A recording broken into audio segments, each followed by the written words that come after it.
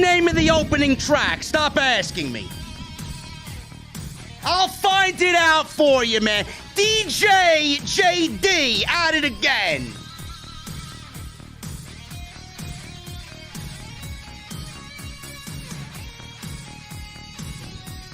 Veer.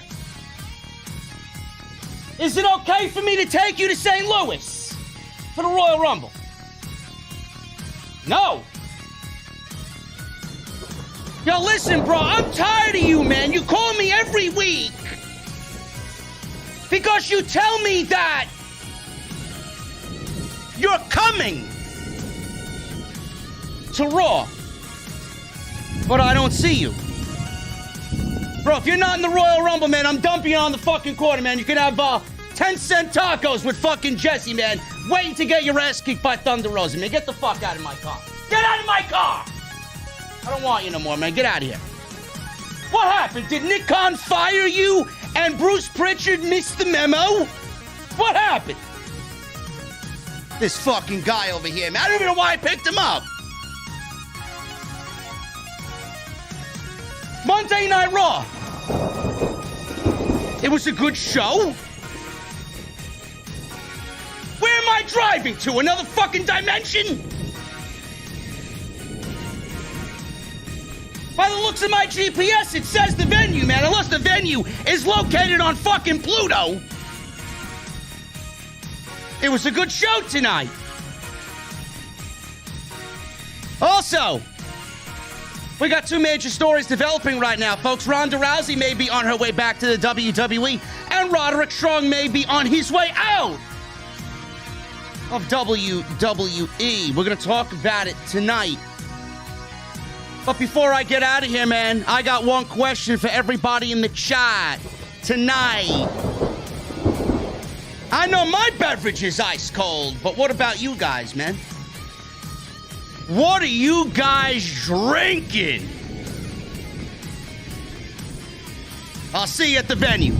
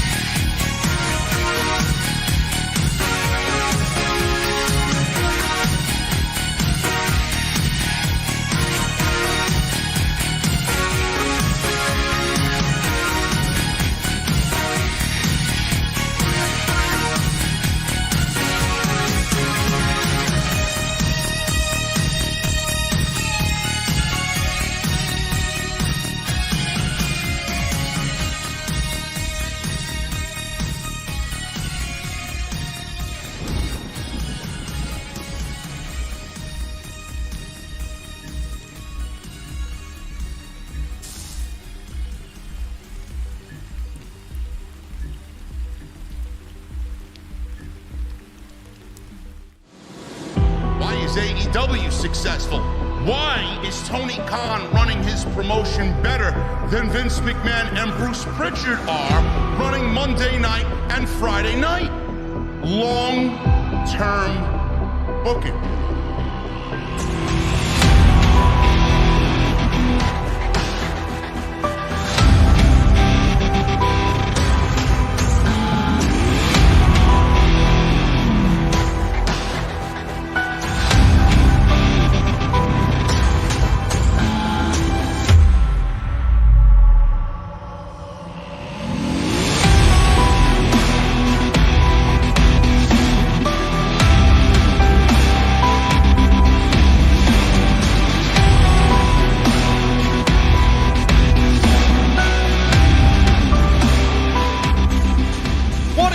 on, guys? Thank you so very much for joining me right here on Off the Script. This is your Monday Night Raw post-show, the Royal Rumble go-home show for January 24th, 2022. I am your host, JD from New York, coming to you live from the OTS venue.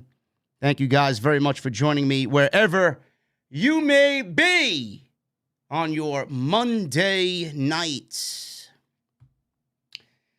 Tonight's show, man. Listen. You know, normally I'm very negative about Monday Night Raw, man. Most of the time I'm very negative about Monday Night Raw. And this is, I'm sure, going to be the narrative on Wrestle Geeks and all these other fucking PG-esque podcasts, post shows, reviews in the IWC. Monday Night Raw's on an upswing, Bruce, because Wrestle Geeks said so. No, Monday Night Raw is not on an upswing. No, Monday Night Raw is not turning a corner. No, Monday Night Raw is not seeing better days. No. Now, it was a good show thanks to the in-ring product that they gave us tonight. There was a lot of very good wrestling on this show tonight. A lot of good wrestling. And even I, who apparently has developed this reputation in the community for being the guy that wants work rate and work rate only, which is completely untrue, but tonight was a good show. Tonight was a good show. Royal Rumble go-home show. We are heading towards the Royal Rumble Saturday in St. Louis. Obviously, I will be live. It is one of the biggest post shows of the entire year. I'm sure you guys, everybody here, will be in attendance. Make sure you guys RSVP to the venue. It's going to be rocking and rolling, man. I'm going to have the beverages on ice. Titus is going to be pumping out food in the kitchen. It's going to be good, man. So make sure you guys tune in on Saturday night. But the Royal Rumble is this Saturday. WWE is getting everybody ready for the Royal Rumble. And this show particularly didn't really do anything to build up the Royal Rumble that we haven't already seen. It was more of the same. But we got a tremendous match with Austin Theory and AJ Styles. We got a tremendous match with Randy Orton and Chad Gable.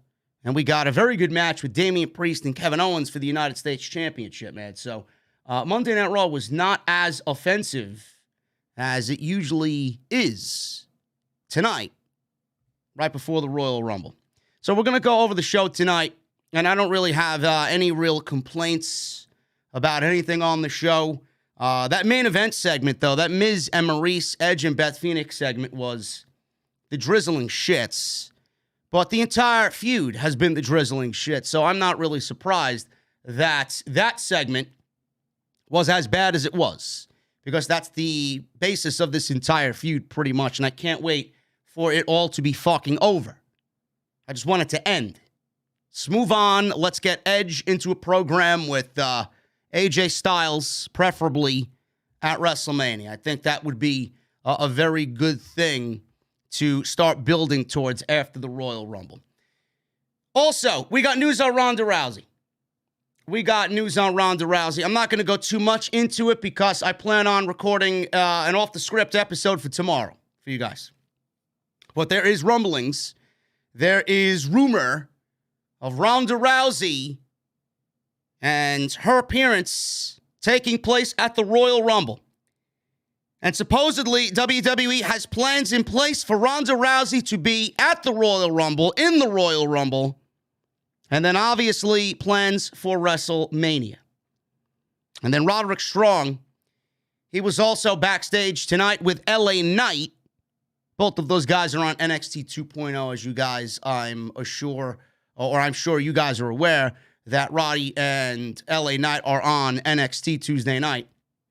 They were backstage during Raw tonight, and they had dark matches yet again, and this is the second set of dark matches that these two have had. And Roddy tonight, I got news on what happened to him. Roddy may be out. Roddy may be out of WWE before all is said and done. So we'll go over that story that actually broke during Raw. And we will go over the review of the show, as always, right here on Off the Script. Today's show is sponsored by my great friends over at Wrestle Rumble. WrestleRumble.com, man. You want to have fun during the Royal Rumble? I know you do. I know everybody's excited for Brock Lesnar. I know everybody's excited for Bobby Lashley and the WWE title. Some of you may be excited for Roman Reigns and Seth Rollins. I'm particularly not excited about that match, but I know it's going to be one hell of a match for the Universal Championship. And who doesn't like the Royal Rumble, man? Who doesn't get excited for the Royal Rumble? Has the Royal Rumble been lackluster the past several years? Yes. Yes. But WWE always brings a level of excitement for the Royal Rumble, and you guys can add even more excitement to the Royal Rumble by playing WrestleRumble.com or going to WrestleRumble.com and playing Wrestle Rumble. You guys have the opportunity to win $1,000 in cash. That sounds like a pretty good fucking deal to me, if you ask me, man. All you got to do is go to WrestleRumble.com. All you have to do is go to WrestleRumble.com, and you guys will see all the rules and regulations there. I even put the graphic up for you right here on the live stream, man. First place gets $1,000. Second place gets $100. Third place gets $100. And all you guys got to do is go to WrestleRumble.com and fill out your entries, man. Make sure you go to the website. 1 entry is $10, 3 entries is $20, and 5 entries into the Royal Rumble. The Royal Rumble pool is, as you see there, $30, man. That's a great, great deal. Some of the questions that will be asked during the Wrestle Rumble Pick'em. You guys are going to be asked questions, and you're going to answer them to the best of your ability. And the more you get right, the more points you earn. The more points you earn, obviously, you're going to have a greater chance of winning that $1,000. Some of the questions will be, will AJ Styles be one of the final 3 remaining wrestlers in the Royal Rumble? Who will be the last wrestler eliminated in the Royal Rumble for the men and women? And will Bobby Lashley versus Brock Lesnar go over or under 13 minutes? Sounds like a great deal to me, man. You guys want to have fun during the Royal Rumble? Wrestle Rumble brings that fun to you. And I love Wrestle Rumble, man. I'll be playing so you guys can compete against me and other podcasters and other content creators and other fans in the IWC. Once again, that's WrestleRumble.com. Go and check it out, man. I love it. And I love the team over at Wrestle Rumble. They support me greatly. And I want to show some love to that great team over at Wrestle Rumble. So that's WrestleRumble.com. Make sure you guys go over there and check it out. Follow me on social media at JDfromNY206. That's Twitter and Instagram. Hit that subscribe button down below. Turn on the bell for all notifications. Go check out all, and I mean all, of the content on the channel. Last week, man, there were 2 podcasts, episode 404 and 405 of Off the Script. We did a JD Reads hate mail Reddit. On Sunday, we did Monday night, Wednesday night, Friday night, you name it, man, and everything in between. There's so much content from last week. Go and check it out. It's all on the homepage. Make sure you guys go hit that subscribe button as well. Turn on the bell for all notifications. Continue to hit that join button. Make sure you guys become VIPs in the OTS venue. You guys get those emotes and those custom badges next to your name. You guys get early access when available for content. It's a great deal, man. $4.99. Hit that join button, and you guys can be a VIP along with the rest of us here on Off the Script. We're nearing 300 channel members in total, man. I'd love to get that to a nice round number of 500. So let's see if we could do that, man. Hit that join button down below and become a VIP. Make sure you guys go to bonfire.com, the exclusive home of OTS.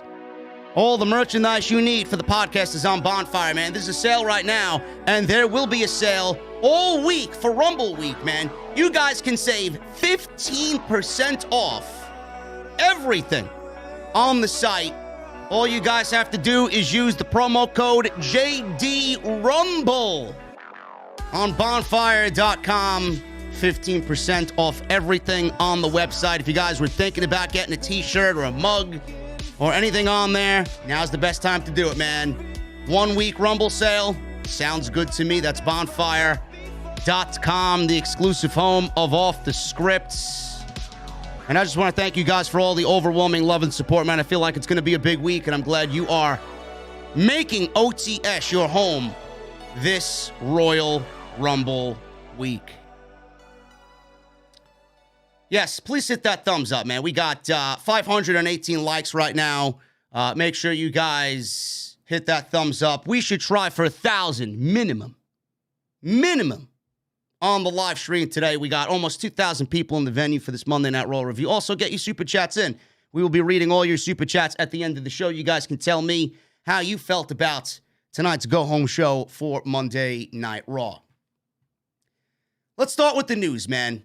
Let's start with the news. I'm not going to read all the Ronda Rousey news because I want something to talk about tomorrow, but I'm going to go over the basics of the situation, being that Ronda Rousey is probably going to factor into the Monday Night Raw Women's Championship plans. Fightful on Fightful Select is reporting that WWE has been pushing hard to get Ronda Rousey on this year's Royal Rumble pay-per-view. Why? Because their women's division flat out sucks, and they want to make a big deal in the Women's Royal Rumble, because if you look at the field of women announced, there is not one single woman in that Battle Royal, in that Royal Rumble, that WWE is going to give that match to. Charlotte Flair is the biggest name in the Royal Rumble, and she's not winning the Royal Rumble because it would defeat the purpose of her WrestleMania match. And the whole purpose of the Royal Rumble is to find out who wrestles Charlotte Flair, not for Charlotte Flair to take a fucking WrestleMania vacation. Rhea Ripley's not winning the Royal Rumble. The only person on that list of women that is a very good chance of winning it is Bianca Belair. And you know how I feel about that. I don't think Bianca Belair versus Becky Lynch is the match I'd like to see at this year's WrestleMania. On the other hand, I don't know what Bianca Belair does at WrestleMania if she's not in there against Becky Lynch. Maybe that's where Bayley comes into play, because Bianca was still feuding with Bayley and Sasha and all that stuff, and they could just pick that up and have that be Bianca's WrestleMania feud, which is not really the Raw Women's Championship. It's not really the plan that people thought WWE was going to be giving Bianca Belair, but at least it's something. And there should be at least 2 women's matches on both of those nights, on night 1 and night 2. Both championship matches, and a plan B as far as what other big storylines are going on in WWE. They could do Bianca versus Bayley, and on SmackDown, they could do Naomi versus Sonya Deville in some sort of stipulation match or whatever the fuck they want to do. I've been advocating for Naomi to win the Royal Rumble. I don't know how likely that is. I don't see WWE going all the way with Naomi. I know she's a fan favorite, but I just don't see it. As far as the storyline goes, it makes sense for Naomi to win the Royal Rumble. Otherwise, what are we doing here?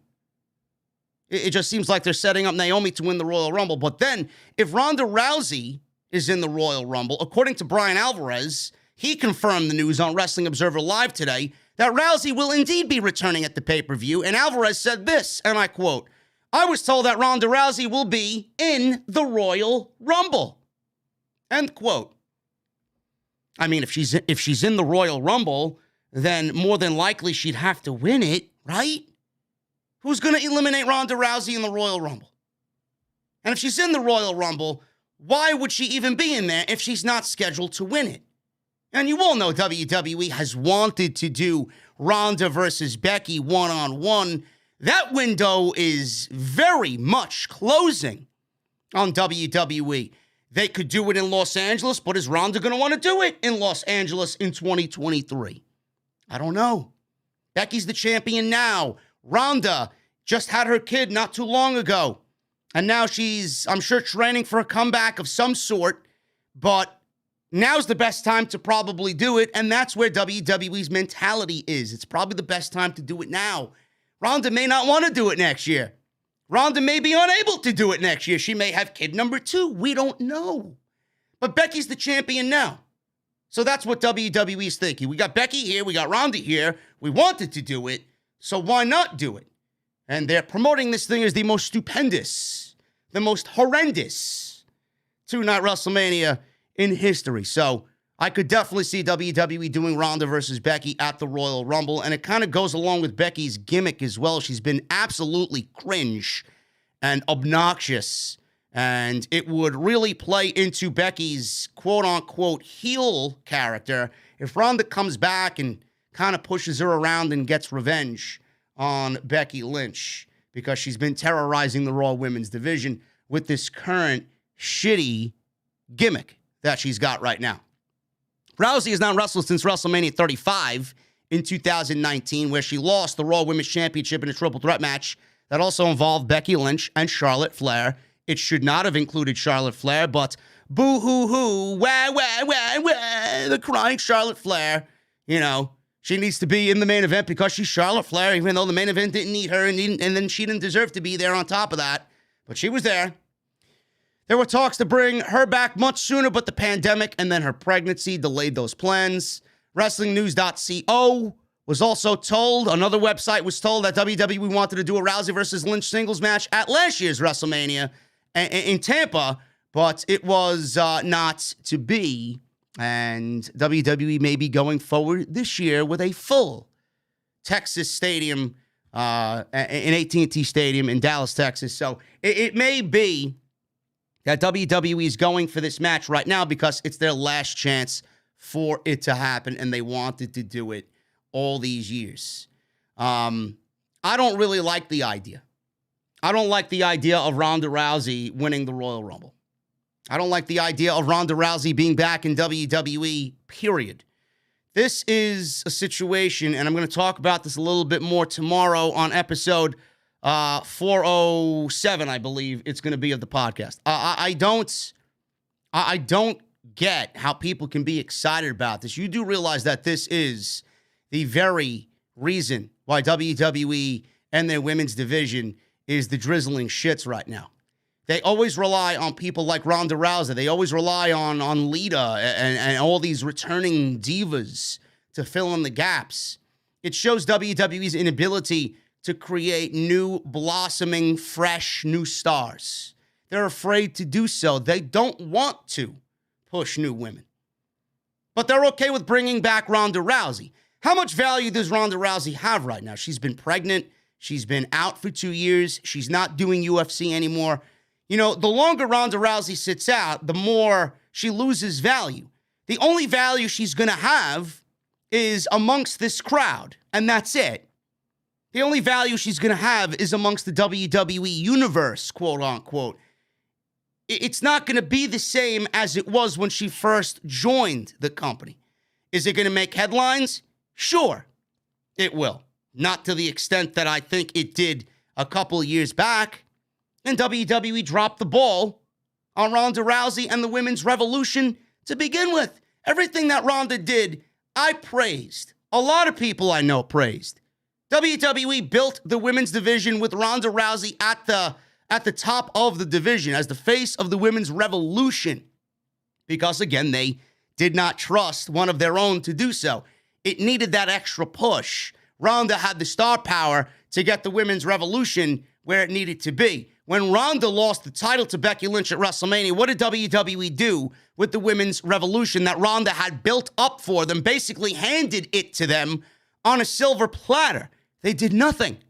The women's division was dead the next day after WrestleMania. Becky Lynch feuded with Lacey Evans all the way up until SummerSlam, until Sasha Banks came back and Becky and Sasha had one hell of a mini feud going through Hell in a Cell. That was it. After that, WWE did nothing with the women's division. It's where you see it right now. It's much worse than it was then right now. WWE wasted everything. They wasted everything that Ronda Rousey did. And now you want to bring her back? It's more of a slap in the face to the women this second time around, because you brought her in the first time to get the job done. She did, and you guys dropped the ball. Now you want to bring her back because you don't trust in anybody else in that locker room. They're not big enough for WrestleMania. They're not big enough to be in the ring with Becky Lynch. How do you think that women's locker room feels seeing Ronda Rousey back again, getting the opportunity that they think they deserve? How do you think those women felt the first time Ronda Rousey walked into that company? You know, some of them were happy and some of them were upset. They might have played along and seemed happy, but deep down, some of those women were upset because that's another spot, another opportunity that WWE isn't giving to somebody creatively that has been there all year. All because they're not named Ronda Rousey. I don't agree with it. WWE simply doing it because of their inability to create anything interesting in the women's division, and that's a slap in the face of everybody in that locker room. WWE could have had the best women's division in the United States on both shows, and they fired how many women? I don't care what you think of Ronda Rousey, and I don't care what you think of the value Ronda Rousey supposedly has. The value in WWE is not these Band-Aid solutions. The Band-Aid solutions are the fucking WWE way of life. I'm sick and tired of them. WWE's cure to their problems here, their solution to their problems, is building for the future. You may have the next Bianca Belair on your roster. You wouldn't fucking know it because you're too busy praying and hoping Ronda Rousey picks up the fucking phone call from Stamford, Connecticut. Shame on the company. And there'll be brainless, mindless fucking zombies that are out there on social media praising this decision, and they don't realize the effect that it truly has on the women's division. Then I got to hear from these same fucking people how they're all pro women's wrestling, but you're advocating for something like this. Give me a fucking break. Complete hypocritical idiots in the entire community. Ronda Rousey is a terrible thing for the women's division. What happens at WrestleMania? Does Becky beat Ronda? She comes back for what? She's not going to stay. I can't imagine Ronda Rousey staying. Does she beat Becky Lynch? Has anybody thought about that? What's the outcome here? What is the outcome here? It's either one of two things. Becky Lynch beats Ronda Rousey and we continue this reign of terror on Monday Night Raw, and then Bianca gets Ronda's scraps at WrestleMania Backlash, and then moving on into the summer. Or Ronda Rousey wins the fucking title, and then what happens? I thought that spot was supposed to be for Bianca Belair. All I heard was, hey, JD, shut up, let it play out, is what I heard. Let what play out? Seems like WWE's played out on Ronda Rousey, or Bianca Belair, rather. Seems like they're played out on Bianca Belair, and they're going all in on Becky Lynch and Ronda Rousey. I don't know, man. I don't know. We will see what happens. But tomorrow we will talk about the current plan for Ronda Rousey coming into the Royal Rumble, after the Royal Rumble, going into WrestleMania. We'll talk about that tomorrow on the podcast that I will upload tomorrow afternoon on the channel. So look forward to that. We got news on Roderick Strong. There are signs that Roderick Strong could be on his way out of the company. Former NXT Tag Team Champion, former NXT North American Champion, former NXT Cruiserweight Champion, Roderick Strong has been a staple on NXT when Triple H was there. And he remained after all of his buddies left him high and dry for greener pastures on AEW television.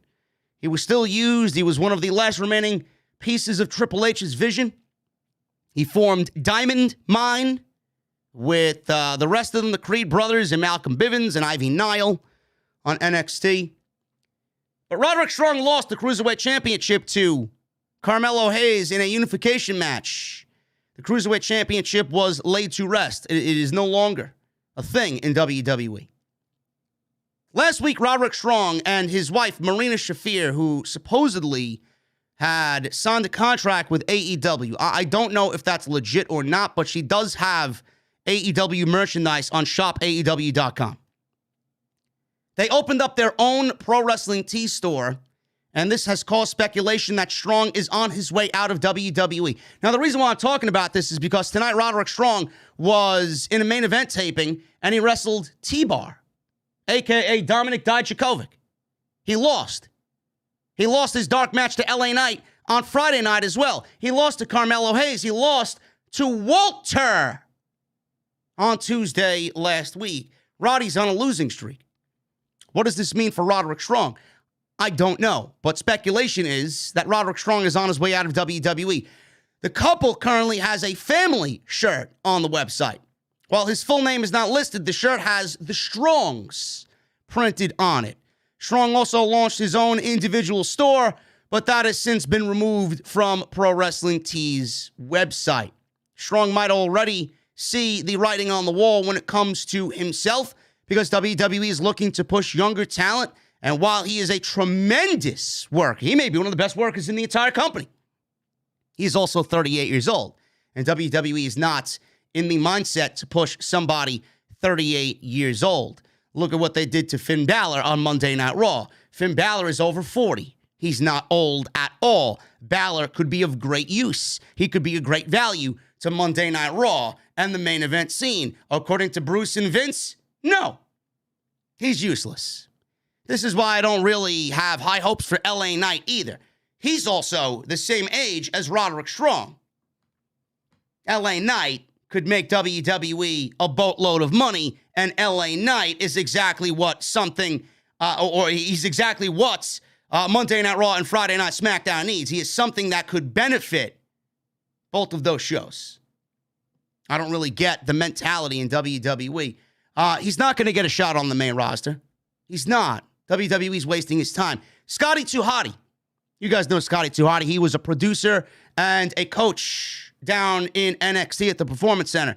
He even said that the coaches at the Performance Center were told to dye their hair because they needed to look younger. John Laurinaitis had some rookie in NXT cut his hair because it made him look younger. They had Tommaso Ciampa dye his beard because it was all gray to make him look younger. So Roderick Strong is going to get a shot on the main roster? Absolutely not. He signed a new contract early in 2021. Strong is a Triple H hire, and most of the recent cuts were people who were considered to be Triple H guys. Another sign that his days in WWE could be numbered is that he's been losing. He's lost, like I said, to Carmelo Hayes, did Roderick Strong. He lost to Walter. He lost to LA Knight in a dark match, and he lost in a main event taping tonight against T-Bar. If Strong does leave WWE, then AEW could be where he lands, since the rest of the Undisputed Era are already over there, and Marina Shafir seemingly has signed an AEW deal, and she's been wrestling on Dark. Strong signed the new deal in early 2021, but that deal may have been signed when Triple H was still running NXT. So I am going to make a logical guess here. We are looking at Roderick Strong, and if this is the case, this could also mean that that dark cloud of releases could be happening again this week or in the weeks to come. If this news, and this news is making the wins and the rounds in the dirt sheets and all over in the community, we could be looking at one thing leading to another here. WWE is going to end up releasing Roderick Strong. Well, let's be real. WWE has no value in Roderick Strong. They're not going to use him. They're not going to do anything with him. He's going to be a fucking jobber on SmackDown or Raw, even though he probably put on fucking barn burners with literally anybody on that show. You put him in the ring with Seth Rollins, barn burner. Kevin Owens, barn burner. Finn Balor, Austin Theory, Edge, anybody really on that show. He could go. He could go. He could be a perfect fit in the mid-card for the United States title. Perfect fit on SmackDown in that Intercontinental title picture. I don't know how you have somebody like Roddy and don't desire to use him because he's 38 years old. I don't get it. The person running this fucking company is 75 years old. Does nobody think he's fucking too old to run the company? But Roderick Strong is too old to run the company. What a fucking ridiculous notion. No, it's okay for Vince McMahon to run the fucking company at 75 years old, but it's too old for Roderick Strong to wrestle on WWE television. No, but it's okay if you bring back Lita, who's 46 years old, and Goldberg, who's 53 years old. No, that's perfectly okay, right? It's perfectly fine. I hope he leaves. Goodbye. You don't want to use him? Let him go. Just like Ali, let him go. Free Ali. Just let them go. You don't want to use Finn Balor either? Let him go. Send him on his way to 90 days. Non-compete. Company's ridiculous. Company is absolutely ridiculous, man. Roddy should be all over that television show. All over. Does he have charisma? In his own way, he does. He's a great wrestler, but WWE just based on who he is. Kyle O'Reilly would have been the same thing. Kyle O'Reilly was never going to be a mainstay on the main roster. They just don't translate well in solo individual roles. That's the problem. I could have told you that, and I'm sure I have, as have others. But there's no reason why Roddy can't bring your show to be better on Monday or Friday. Just get rid of him. What are you, fucking stupid? It's unbelievable. The thought process in this company, man. It really is just a fucking shame. It really is. Monday Night Raw. We opened up the show with a weigh-in. A weigh-in with Bobby Lashley and Brock Lesnar for their big mega match at the Royal Rumble. And Corey Graves is moderating this weigh-in. Adam Pearce is out there as well. They showed training footage of Bobby Lashley. I am more excited about this one match than anything on Saturday's card. I'm more excited about this than Roman Reigns and Seth Rollins. I'm more excited about this than the men's Royal Rumble match. If I could fall asleep during the women's Royal Rumble match, please wake me when it's over. What a complete and utter waste of time. This may be the most interesting and entertaining thing on Saturday's show. It's Brock Lesnar versus Bobby Lashley. So they showed footage of Lashley, and Graves introduced Lesnar, and Heyman interrupted because he doesn't like how other people do his shtick. Nobody does it as good as he does.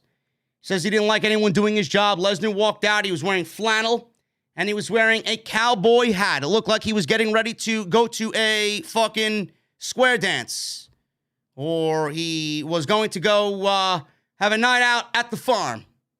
He really is ramping his cowboy farm-like attitude up as we get closer and closer to WrestleMania, man. Brock is fantastic. I said this last week. Without Brock, this show sucks. We didn't really get much of Brock tonight outside this segment, but when he's there, it does make the show a little bit more interesting. And he's been on a great run with this just come out of nowhere, Brock Lesnar babyface run. Everybody's loving it. I can't find anything wrong with it. He's just having a good time. It seems like he's having a good time. It shows. So I'm loving what Lesnar's doing here, man. So they're in the ring, and Graves said his outfit isn't appropriate for a weigh-in. And then Brock Lesnar said, would you like me to be naked instead? No. No, thank you. So Lesnar's in the ring, and Lashley took off his jacket. He stepped onto the scale. He was wearing pants and boots. This was a bogus weigh-in. They did not take this to be a serious weigh-in whatsoever. All this was a visual to see Lashley and Lesnar in the ring, hyping up their match before Saturday night. The weigh-in was the backstory here. The weigh-in was unimportant. It was just to get Lashley and Lesnar in the ring on camera right before Saturday's show. So he weighed in at 273 pounds, did Bobby Lashley. MVP then took the microphone and said, he's 273 pounds of a killing machine, closer to a god than a man. He says he's bottled lightning that Lesnar will have to deal with at the Royal Rumble. Graves then recommended that Lesnar remove some of his clothing. Lesnar took off his hat and asked Heyman to kindly hold my hat. So Lesnar stood on the scale with his flannel and his boots and his jeans and his belt. He came in at 286 pounds. Jimmy Smith said even factoring in the clothes, that's still a lot of heavyweight for Brock Lesnar.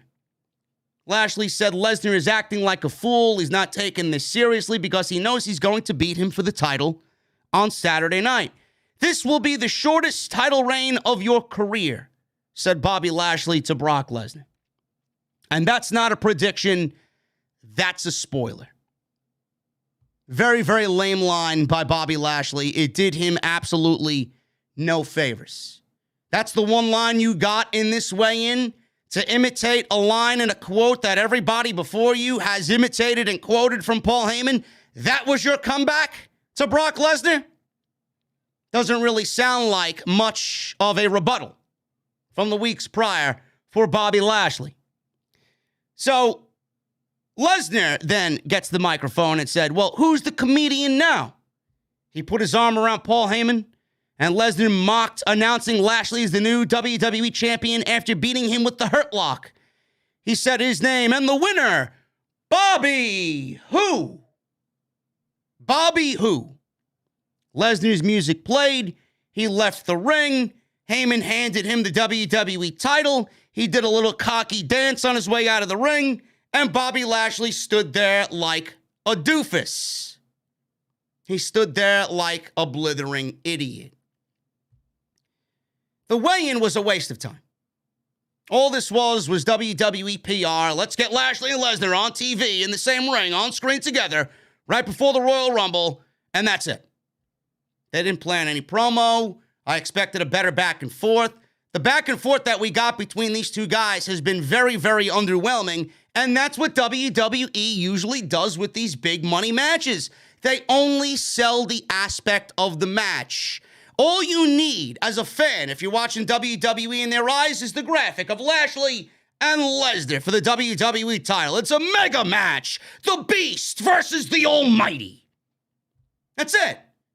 It's nothing more than a fucking tagline to these people instead of building a fucking story. The video packages that we've seen leading up to this match have been better than what we've gotten in the ring between both guys face to face. And that's what WWE does. That's what they did with Roman and John Cena at SummerSlam. And that's what they will do with Roman and The Rock when it happens. They don't give a shit because everybody's excited for these two guys to be in the ring for the first time, and that's all they give a shit about. The story to them doesn't need to be told. They're too lazy to write a story. Now, what I hope for here, because Bobby Lashley has looked terrible in these promos with Brock Lesnar. He's looked like a fucking fool. I'm hoping that he's remaining as silent as he has been because he's going to win the WWE Championship on Saturday night. That's the big, big rumor going into Saturday. Bobby Lashley's going to win the title by hook or by crook, whether it's with the Hurt Business, or maybe Paul Heyman turns on Brock Lesnar and we get some sort of fuck finish that goes in favor of Bobby Lashley, and then Brock Lesnar joins the field of 30 in the Royal Rumble. He takes out somebody in the Royal Rumble. Maybe he talks to Sammy about taking Sammy's spot in the Royal Rumble. Don't worry, I'll take care of Johnny Knoxville for you. We're best friends. And Brock Lesnar takes care of Johnny Knoxville for Sami Zayn, so Zayn doesn't have to do it, and Zayn gets his revenge on Johnny Knoxville, not by himself because he paid Brock Lesnar to do it, and it's going to be much more devastating if Lesnar does it than Sami Zayn. And then he enters the Royal Rumble and wins the Royal Rumble. I could see Johnny Knoxville being there for that specific reason all to himself. But I need to see something out of Bobby Lashley going into Saturday's match with Brock Lesnar. Either he wins the title, be a fuck finish, or he loses this match and Lesnar retains, and Lesnar is brought to the brink of defeat as he is hanging on by a fucking thread. He retains that title by the skin of his fucking asshole on Saturday night. Something needs to happen here. Because Lashley has looked terrible in these promos with Brock Lesnar. So we'll see what happens on Saturday night. And I would not be shocked if Lashley does win the title, Lesnar enters the Rumble, and Lesnar wins the Royal Rumble to get back at Paul Heyman for turning on him. Because that's the way I see it unfolding. I don't really like that outcome. I would do the title versus title unification match at WrestleMania. I would have the Royal Rumble winner fight either one of those guys on night 2. That's the way I do it. It's just outside of WWE's realm of logic. It's something new. It's something fresh for them to do. No, they're going to have somebody not in the Royal Rumble who was just WWE champion mere hours ago enter the match and win the fucking Royal Rumble. Because the biggest thing in WWE right now is Lesnar and Reigns. And nothing even comes close. But Bobby Lashley, man, they need to do something to make him look good on Saturday because he has not looked good at all on any of these Monday Night Raws with Brock Lesnar in the build to this match. Queen Zelina and Bianca Belair. This was the opening match of Monday Night Raw. Don't really care, but I will say this. I expected this match to go shorter than it did. It only went 4 minutes, but it was not bad. It was not a bad 4 minutes. They actually worked pretty well together. So Zelina made her entrance. They aired a soundbite of her predicting victory at the Royal Rumble, and these two ladies went at it. Not bad for 4 minutes.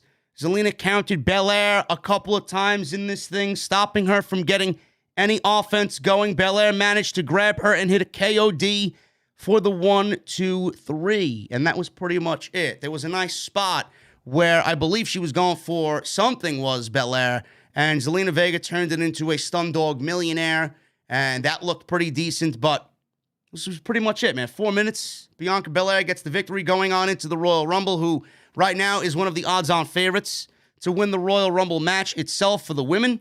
And she beats Queen Zelina in 4 minutes. Queen Zelina is a tag team champion. She's one half of the women's tag team champions with Carmella. And usually I don't like seeing champions lose on television, but there's no division. So I don't really care if she wins or loses because the titles are absolutely worthless. Worthless. You couldn't fucking sell them to a bum on the fucking street. Nobody gives a shit about the women's tag team championships. So Bianca Belair wins in 4 minutes, and she's going on into the Royal Rumble, and she is one of the odds-on favorites. Kevin Owens. We got Kevin Patrick interviewing Kevin Owens. And Patrick accused Kevin Owens of faking an injury. KO said he's apparently calling him a liar. He said Kevin Patrick's opinion about him is moot. He says he didn't fake an injury. He just fought through the pain. And he kept showing off the words on the back of his shirt that said, just keep fighting. He said that's exactly what he's going to do at this very moment against Damian Priest for the United States Championship. Which, coincidentally, like I said, at this very moment, this was the next match. Damian Priest versus Kevin Owens for the United States Championship. This went almost 10 minutes. Kevin Owens beat Damian Priest last week in a non-title match. This was Damian Priest's first pinfall loss singles since he's made his main roster debut. He hasn't been beaten as United States Champion. You knew WWE was going to fuck up on that. I don't know what's going on with Damian Priest. I hope it doesn't continue to be a problem moving forward because it's not going to really bode well for Damian Priest on the main roster. Tonight's match was weird.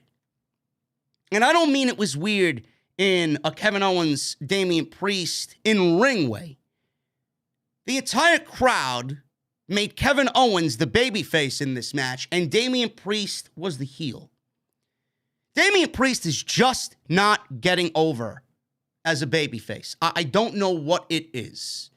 I don't know what anybody in this chat thinks of Damian Priest. I don't know what the consensus in the IWC think of Damian Priest. If I was a betting man, I would say I think a lot of people think Damian Priest is boring.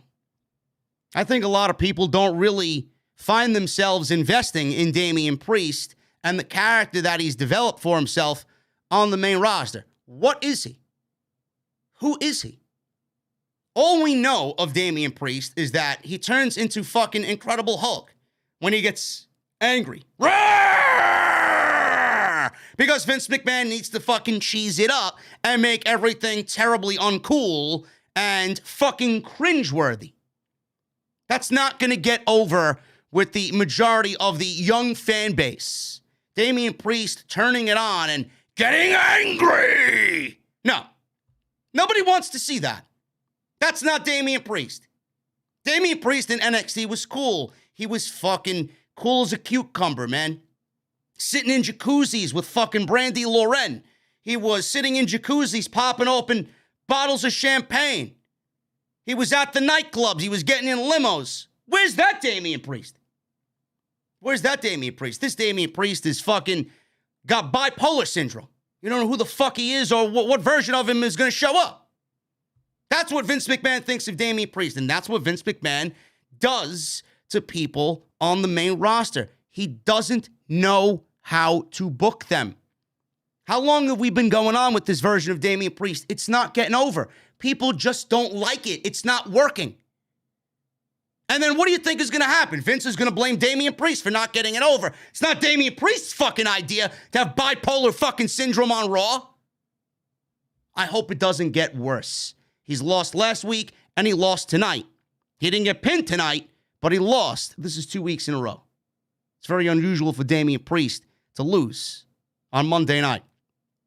He was the heel. Kevin Owens was the babyface. Have fans been that, I guess, not invested in Damian Priest? Have they been that uninterested in Damian Priest? I didn't really notice it until today. Maybe a heel turn for Damian Priest is the way to go.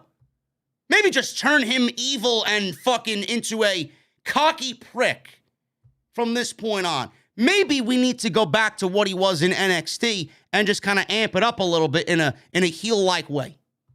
That's what he needs to be. The fans are not really gravitating towards him. And listen, I'm not shitting on Damian Priest. I like Damian Priest. I'm a big Damian Priest guy. I really am. He's got it.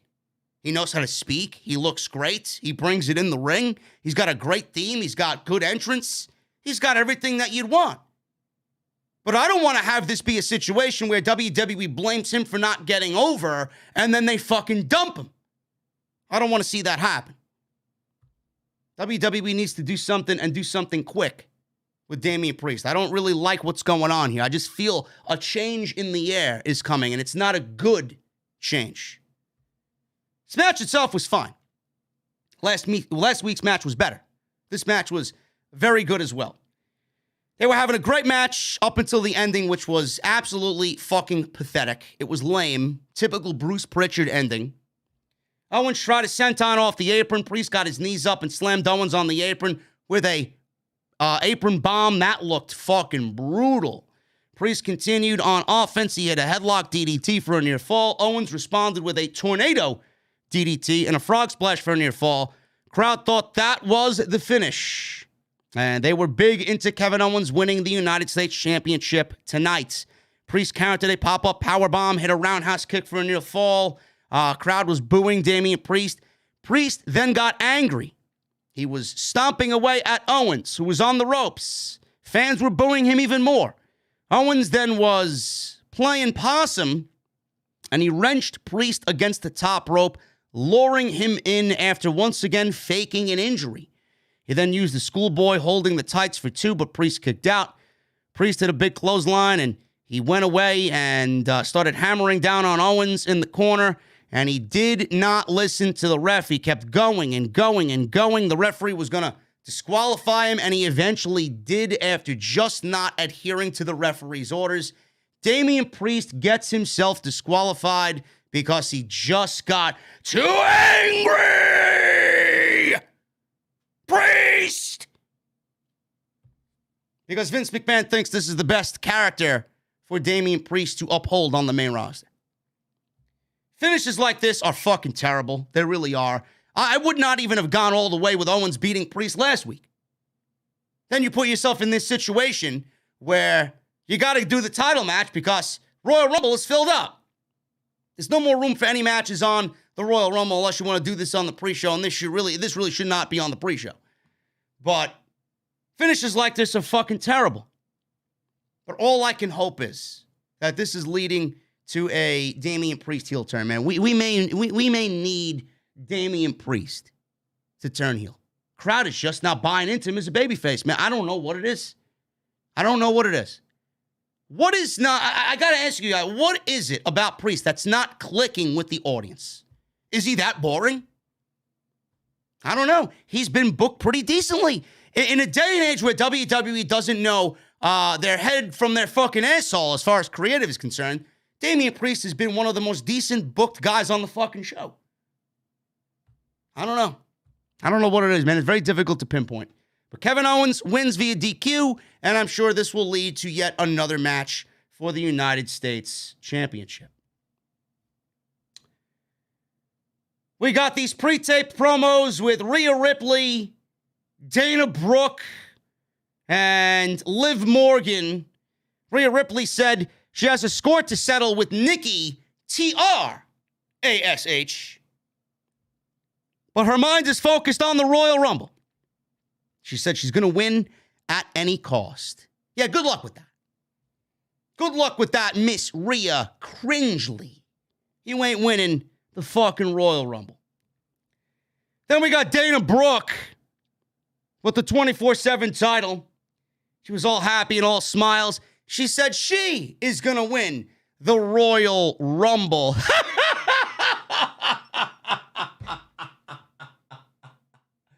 Oh, man. Jesus Christ, man. Look at this shit. Oh, listen to this. Yo, Ma, listen. Dana Brooke said she's going to win the Royal Rumble on Monday Night Raw tonight. I don't believe it, man. I don't believe it. Yeah, she said that. Yeah. Yeah, all right. I'll call you tomorrow. Thanks. Then we got Liv Morgan, who said everyone is looking at right now, has seen her go from girl who was just happy to be there to be the girl that took the Raw Women's Champion to her limit. What limit exactly is that, Liv? You're a loser. What limit did you take Becky Lynch to? You're a loser. Do you have the Raw Women's Championship? If you did, you wouldn't be talking about winning the Royal Rumble now, would you? Right?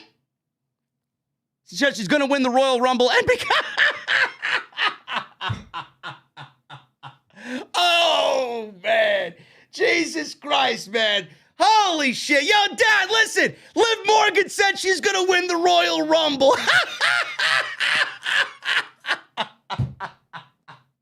Oh, man. Yeah, I'll be driving up next week, man. Save me a shot of tequila, all right? I'll talk to you later. Oh, my God. You fucking serious? You serious? None of these women are going to win the Royal Rumble. Unbelievable. What a waste of airtime. Oh, what a waste of airtime. All of this airtime could have went to Gable and Orton. Honestly. Unbelievable. So Rhea Ripley is out there. She comes out there. Liv Morgan and Dana Brooke are her tag team partners. Oh, my goodness. Oh, my goodness. Nikki, T-R-A-S-H. Tamina. Nobody's meaner than Tamina. Nobody's more catering than Tamina and Carmella. 6-woman tag team match. Oh, wow. All right, we got 2 women's matches in the first hour of Raw, man. Where are all the propaganda, narrative, agenda-pushing geeks on social media, man? You got something to complain about tonight? Monday Night Raw had 2 women's matches in the first hour. This match went 2 minutes. A 6-woman tag team match on Raw went 2 minutes. Unbelievable. Unbelievable. I got a question. Listen, who does the hair and makeup in WWE? Who does the hair and makeup in WWE? I'd love to ask one of these women, if not all of these women, what they think about a 6-woman tag going 2 minutes on Monday Night Raw. Bruce, are you okay with that? Who came to this conclusion, Bruce? Did you?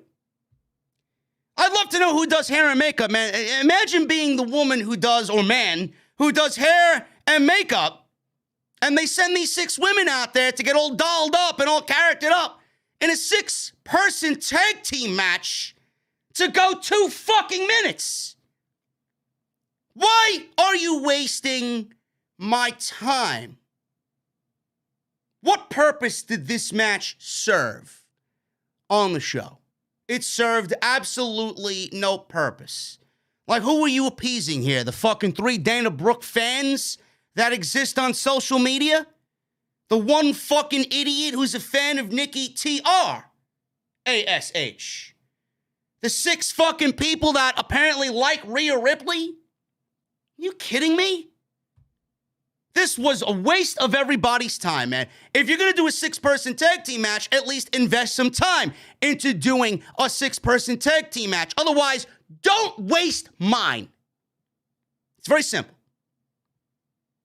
At the end of the match, Nikki attacked Rhea Ripley, and that was it. That was it. Who won the match? Ripley, Morgan, and Dana Brooke. That was it. Like you guys give a shit. Oh, my goodness, man. What a waste of time.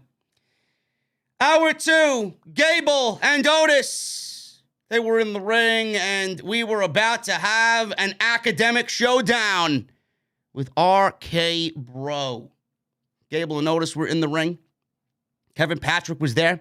He introduced them from a podium in the middle of the ring. Gable insulted the mindless morons of Ohio. I'd love for Gable to ream out the mindless morons of the internet wrestling community. It seems that they are in abundance. He said that this is the first of a triad of events in the coming weeks. He defined triad for the fans. He said that Gable is a genius with a 4.0 GPA. And then Gable said to Ohio, do not boo education. If anybody needs it, it's you. His fans were chanting, you suck. He said Otis, his prized pupil, is not only brawn, but he's also brains. Yeah, you don't want to be brawn, okay? Brains is what Braun lacked. Whee! The, stupid Express. No, you don't want to be that. Don't be the dummy Express, okay? Nobody wants to see that. He announced that he and Gable have officially announced themselves as entrants in the Royal Rumble. Patrick introduced Riddle and Orton next. Otis stepped up to spell emmental. Emmental. He asked for a definition. It's a type of Swiss cheese. Boy, oh boy, they got catering on the mind, man. He got it correct. He spelled it E-M-M-E-N-T-A-L. Emmental. Riddle stepped up, and he had to spell the word calibration. Riddle asked for a definition. Patrick read the definition. Riddle asked for it in letters. And then Kevin Patrick said, no, you have to give it to me in letters. And then Riddle says he calibrates his scale at home. I know what that means. Then they cut to Orton grinning at the drug reference, mentioning scales. And then Corey Graves mentioned something about, you know, if Orton Riddle spelled Ohio without the O, that would be the very definition of Matt Riddle. Oh, hi. Oh. Yes, thank you, Bruce, for the weed references when it comes to Matt Riddle. It's great.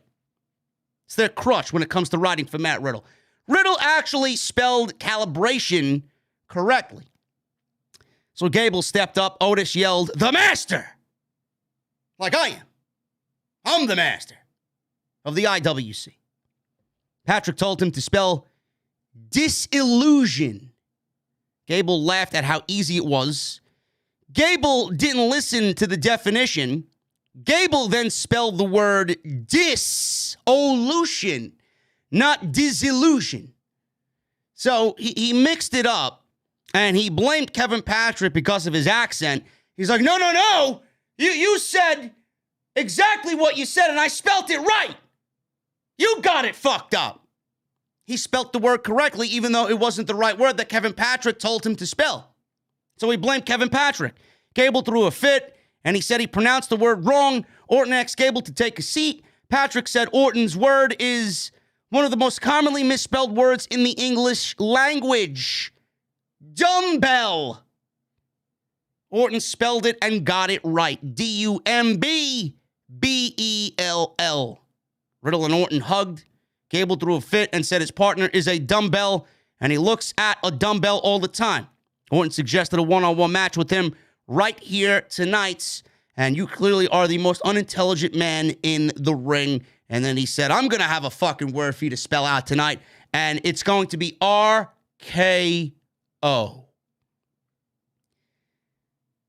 I expected a lot worse from this segment.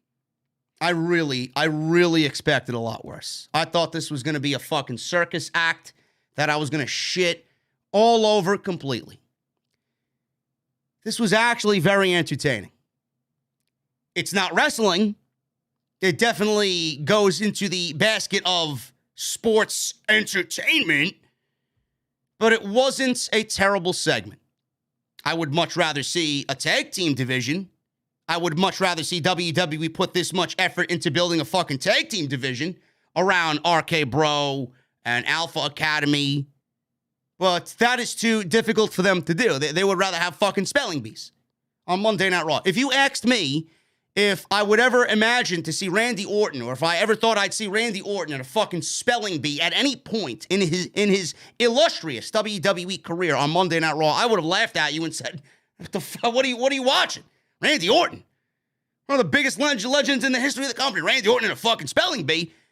Nothing is out of the realm of possibility in 2022. This was entertaining. Matt Riddle was entertaining. Randy Orton was entertaining. RK Bro continues to be the most over act on the entire show. I can't leave out. Otis is doing great as well. This is the best Otis has looked in his entire WWE run. I was very iffy when they shaved his beard and they cut his hair. He looked like an unoriginal fucking slob. But Otis is killing it in this role as the monster and the muscle of Alpha Academy. And Chad Gable is fucking fantastic in his role. His delivery has gotten so much better. And the attitude that he emits in this heel GPA, I'm smarter than everybody type of role that he's playing, it is fucking great. I honestly don't think people out there realize how good Chad Gable is. I honestly think that they look at Chad Gable and see, oh, here's another fucking indie darling, another vanilla midget. Nobody wants this guy on the show. Get him off the show. He's nothing special. He brings nothing to the table. Chad Gable is fucking great.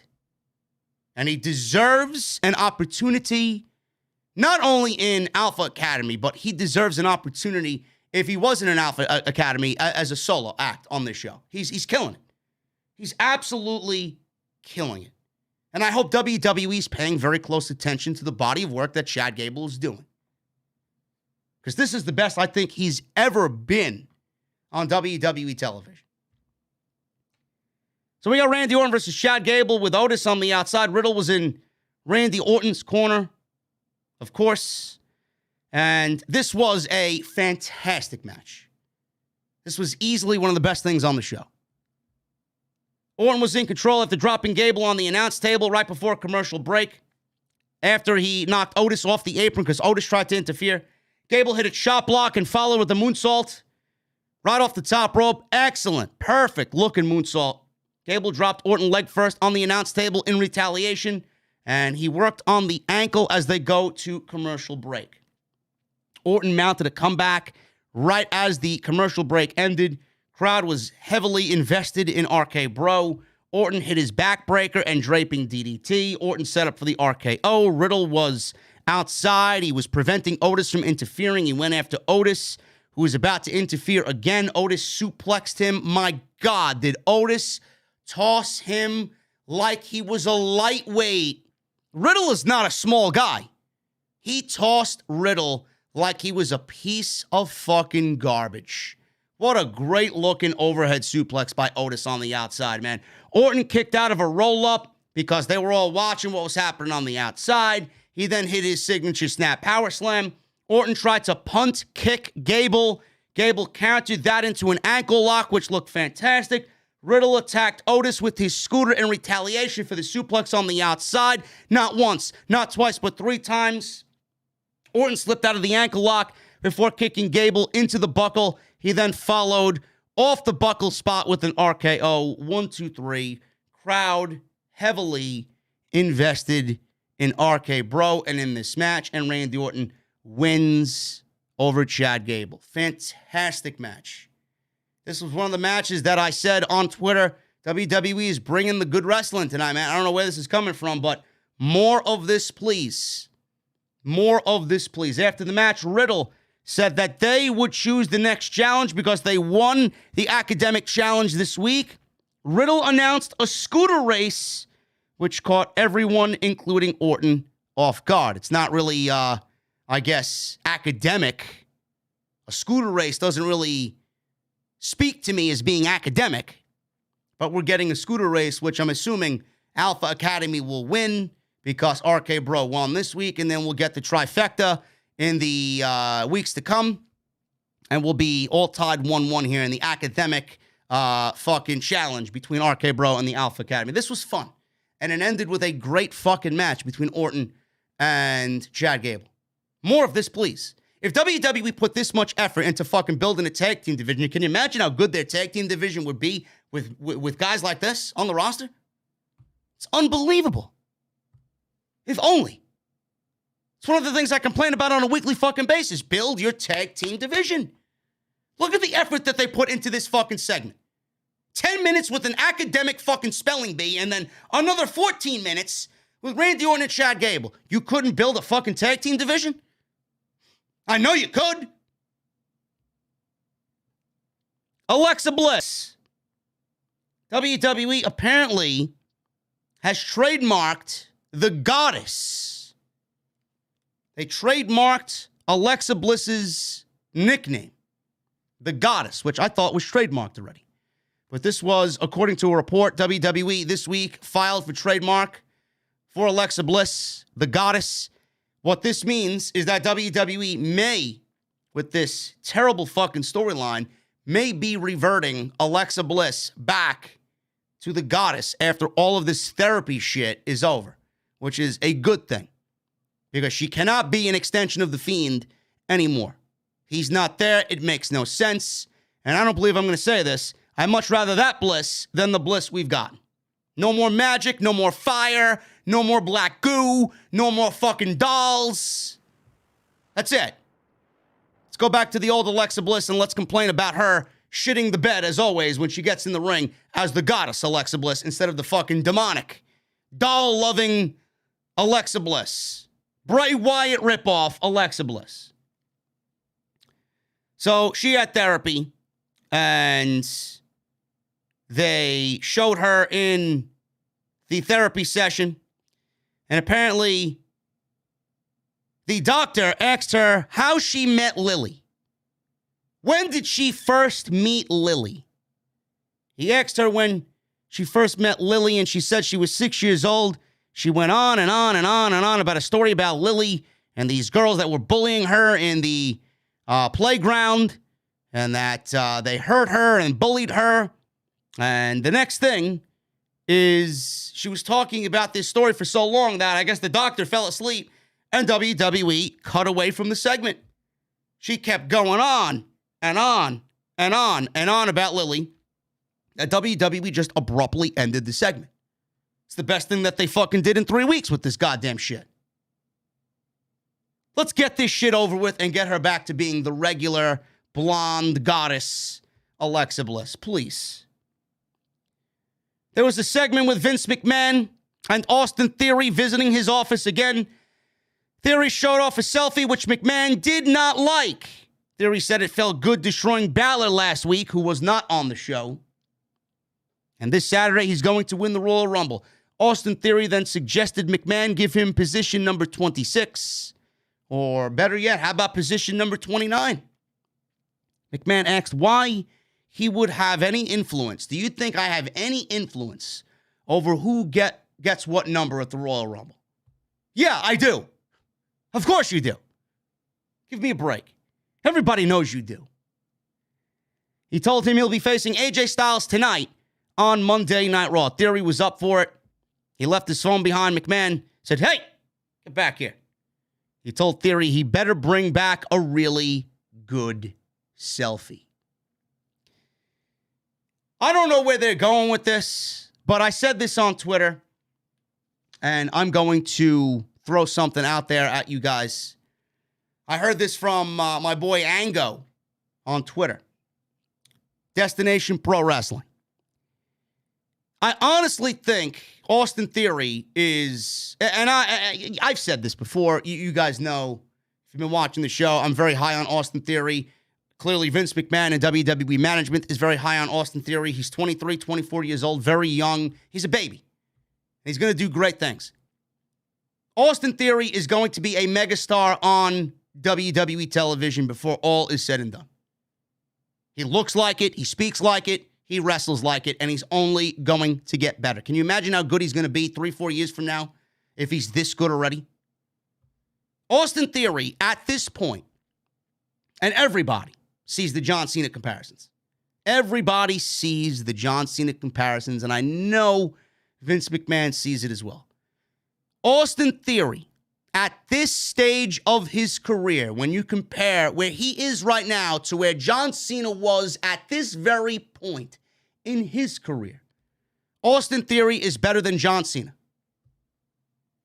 At this age, at this stage of his career, if you are going to compare both guys at this same point in their careers, Austin Theory is better than John Cena. I'm not saying that Austin Theory is better than John Cena, but I'm talking about at this stage of their early careers. Austin Theory is better than John Cena. Austin Theory is going to be one of the final four in the Royal Rumble. He's going to be one of the final four in the Royal Rumble. Austin Theory is going to be the Iron Man of the Royal Rumble. Austin Theory lost to AJ Styles tonight.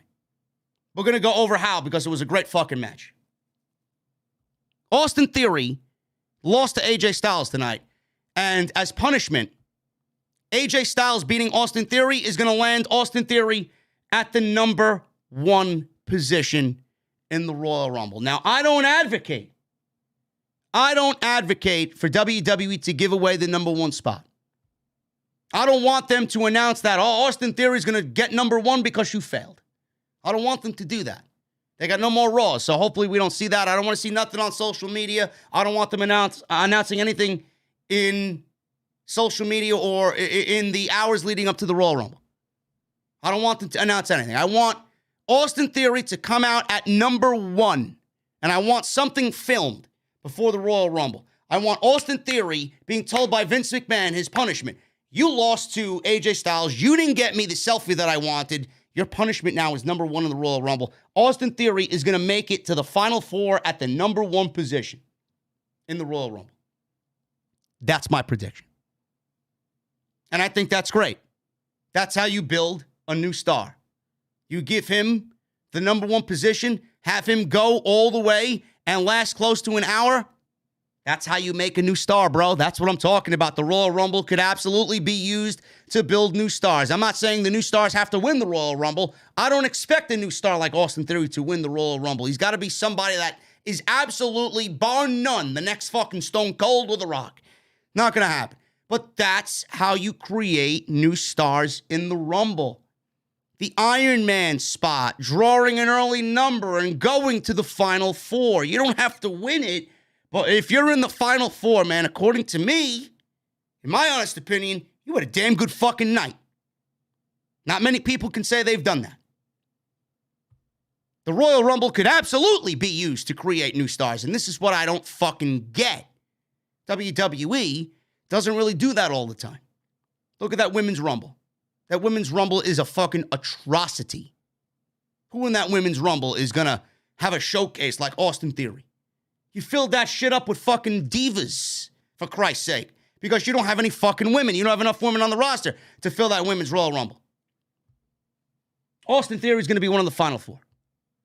And yes, I would put Veer in the Royal Rumble. It has to be Veer shows up at the Royal Rumble.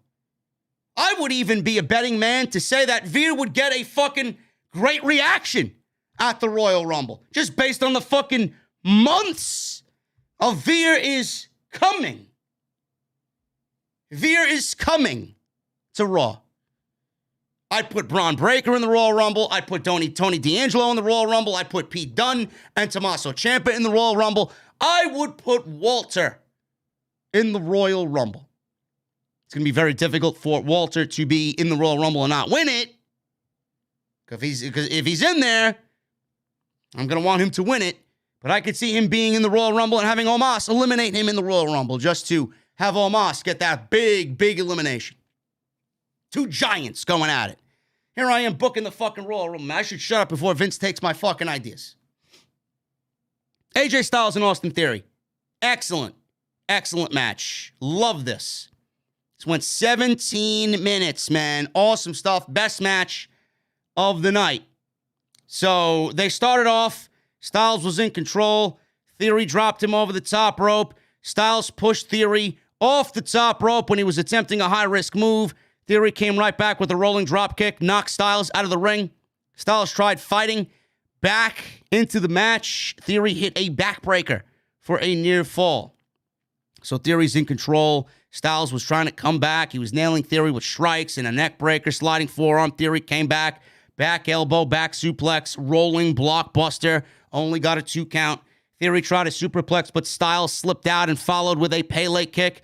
They were going back and forth, which led to Styles getting the calf crusher on Theory, but Theory got to the rope to break the hold. Theory shoved Styles off the ropes as he went for the phenomenal forearm. Tried to make a cover with his feet on the ropes, but the referee caught him and said, no, no, no, I see you. Styles slipped out of an ATL attempt, which is Theory's finishing move, hit a phenomenal forearm for the 1, 2, 3. Very good match. Austin Theory is delivering matches like this with Styles and not missing a beat. You can only imagine what he's going to look like and be like in 3 or 4 years. You're looking at the next big superstar on the roster. And this is just an introductory gimmick. He's not going to keep this gimmick throughout his entire career. He's got to take on the Tyler Breeze selfie gimmick minus the selfie stick and the fucking model Rick Martel playing up how great he looks and all this other shit. It's not going to be his gimmick. I could see him turning into a fucking stud of a gimmick.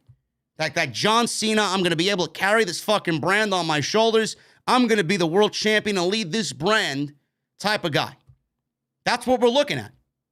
And I'm glad somebody in the company fucking finally opened their eyes to somebody that young that they could truly believe in. Now we need to have that happen with several others. And WWE would have main event talent all over the place. You're going to need it. Roman's not going to be there forever. And what happens when Roman is gone? Hopefully somebody got the fucking memo. Becky Lynch and Doudrop. They had an interview. This is very, very uninteresting to me, man. I don't care about this match because it is too predictable. Becky Lynch is not walking out of the Royal Rumble without the Raw Women's Championship. Becky talked for a while first about how confident she is. This was split screen. How confident she is, and that's why she granted Doudrop this opportunity. Doudrop said she never, or ever since she returned, Becky Lynch, she's been struggling to hold on to the championship. She said Becky thinks she'll be an easy victory, but what's easy is her breaking each of her ribs. Becky said she didn't hear a thank you in that. Doudrop says she's no goat. She's a sad little lamb on the way to slaughter. Becky told her before she was just a name to fill out on the roster. Doudrop yanked off her mic and left after Becky's comment. Becky said she can't run from the truth. Doudrop found Becky and then attacked her backstage, and that's the way the segment went off the air. I don't know why anybody would care about this match, like I said, based on the predictability of what it is at the Royal Rumble. Fans do not care about this match. They didn't care after this. And I don't really think WWE did anything to change that or change the tides into Doudrop's way or change the winds going to favor Doudrop a little bit more by having Doudrop attack Becky Lynch in this segment. It did absolutely nothing. You're going around in circles. Is Doudrop holding her own against Becky? Sure. Is she believable? No, she's not. Doudrop, in the end, is a loser. She lost not one, not two, but 3 weeks in a row to Bianca Belair. She was a loser amongst losers in that triple threat match and only won because Becky Lynch helped her win. Because Becky Lynch thought she was the easiest opponent in that match. She knows that Bianca wants a shot. She knows Liv Morgan took her, quote unquote, to the limit. So she chose Doudrop because she thinks Doudrop might be the easiest of the three. I don't think that necessarily means or speaks to me as Doudrop having a chance against Becky Lynch. You mix that in with WrestleMania coming up and Becky Lynch and who she is and the championship that she holds. Any person watching this, Doudrop fan or Becky Lynch fan, know that Becky Lynch is not losing that championship. This should be a very quick academic match, 7-8 minutes tops at the Royal Rumble, and we move on with the rest of the festivities on Saturday night. Do not waste my time with something so predictable. And I'm not advocating that predictable is bad. There are moments where predictable is very good.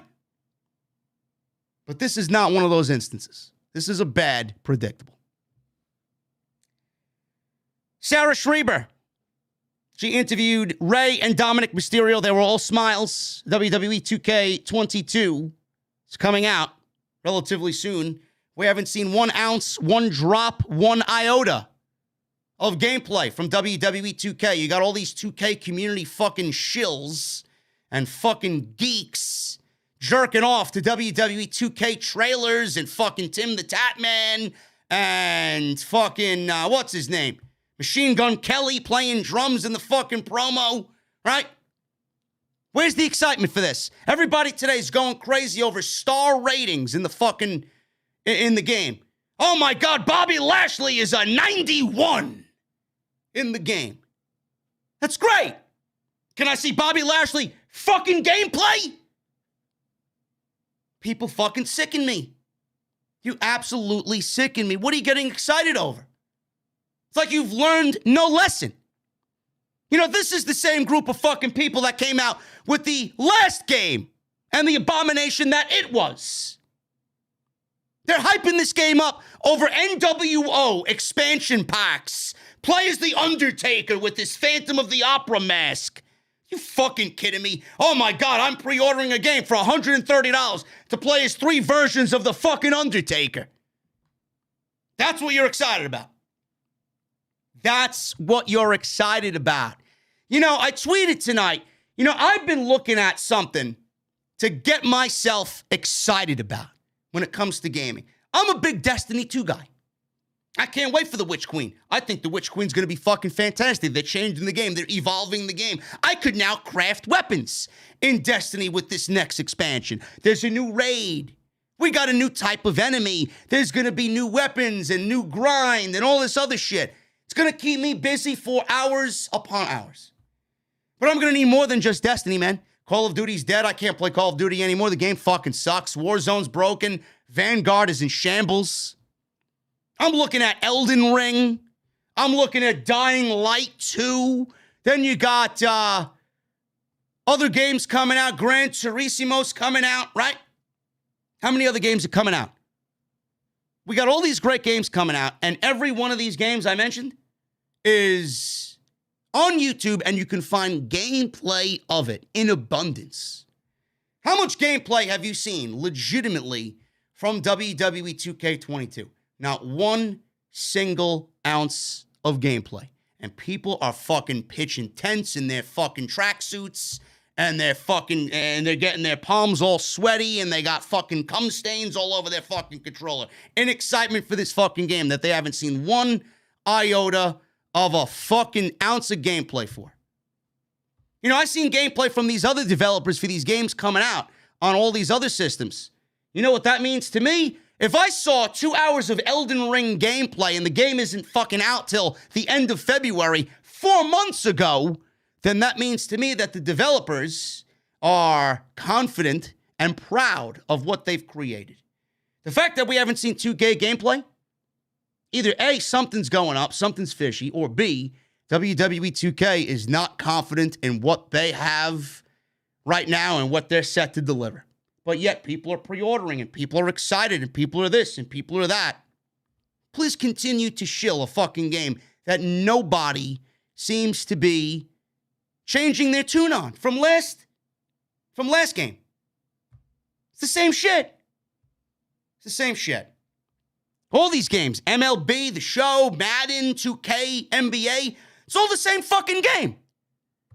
The only thing that's different is updated graphics, gameplay's the same, and different rosters.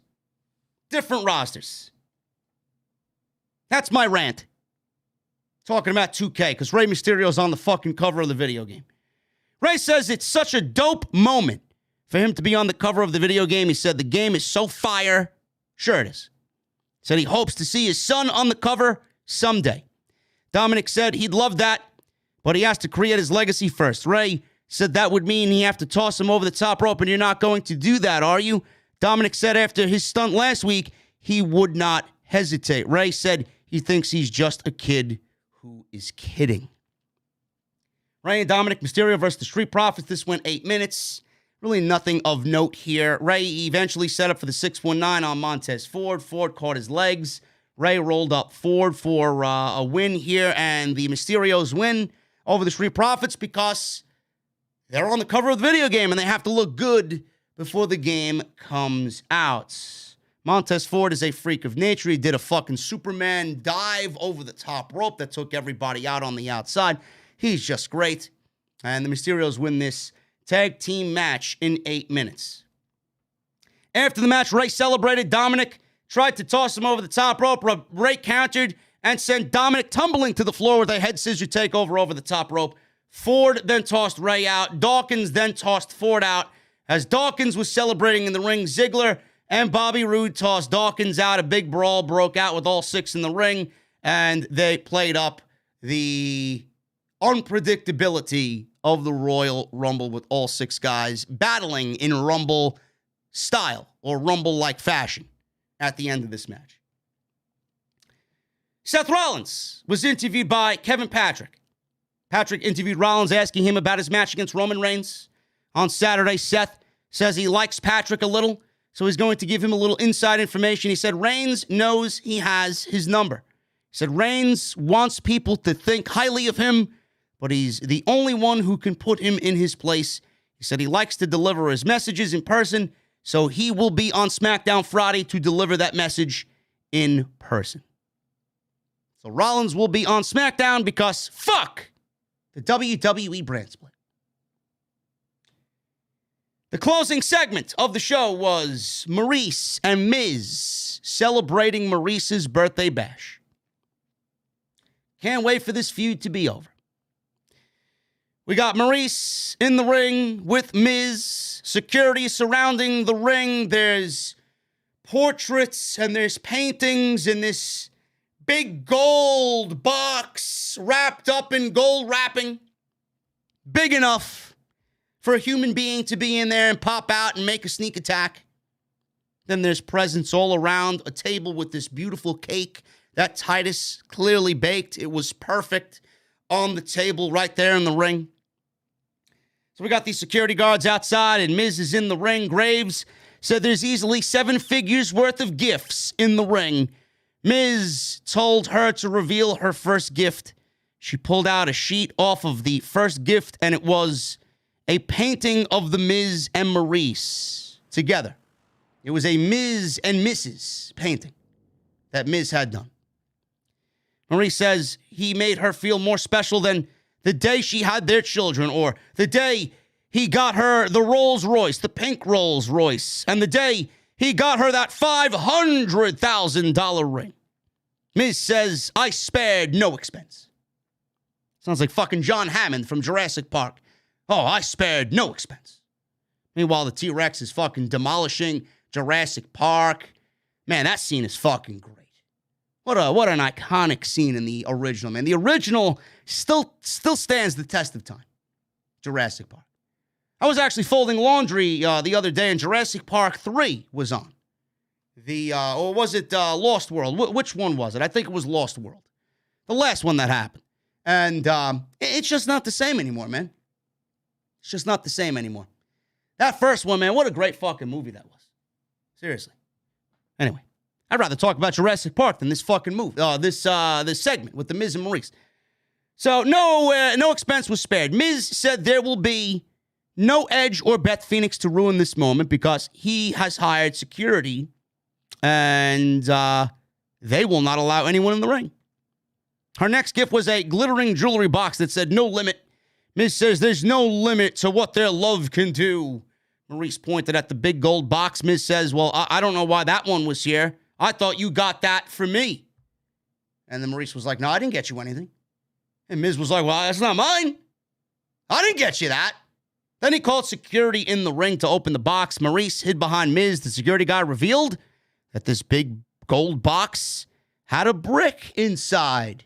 And on a little platform, on a little stand, was the brick that Maryse hit Beth Phoenix with last week in the sneak attack. Miz gloated that it was the brick Maryse used, and he said that they're always one step ahead of everybody. Miz threw the production team to the replay of the attack with the brick last week. Miz began to sing happy birthday to Maryse, and I started to roll my eyes, and I could not believe that this was the last segment on what I thought was a decent Monday Night Raw. Edge's music interrupted his terrible singing, thank God. Miles Kennedy saves us from the terrible vocal cords of Mike Mizanin. He and Phoenix walked out. Edge has a microphone. He said they've been clever in the lead up to their match, but that won't help them on Saturday. He and Phoenix head to the ring. Security tried to stop them, but they easily tossed all these security guards around ringside. Miz and Maryse bailed as Edge and Maryse tore up the ring and destroyed all the gifts and did some big moves on these poor security guards. Edge powerbombed a security guard through the folding table with the gifts and powerbombed him through the decorative cake that Miz had made for Maryse, and that's the way the show goes off the air. I can't wait. I can't wait for this fucking feud to be over, man. This feud has done absolutely nothing for me, and they've done nothing but Miz TV, cutting edge, celebrations, and fucking sneak attacks with bricks and purses. It sucks. It sucks. Whoever came up with the idea for Edge to feud with The Miz, you clearly have no fucking clue, and you should be removed from the creative team. This shit sucks. I cannot wait for this shit to be over. After Rumble, if I see anything regarding Miz and Edge on that Monday night following the Rumble, WWE will have fucked up. I don't want to see it anymore. As soon as this match is over, Edge should be beginning his feud going into WrestleMania, and it should be something that is going to invest the fans and get people excited. I want to be excited about Edge. We don't have him for much longer. He needs to be in top-tier programs. Mike Mizanin and Maryse is not a top-tier program. All in all, this was a decent edition of Monday Night Raw. No, it's not Monday Night Raw turning the corner. No, it's not Monday Night Raw being a better show overall. No, it's not Monday Night Raw going out there and burning the wrestling world down with great fucking action every week. No. It was one show in a sea of terrible shows.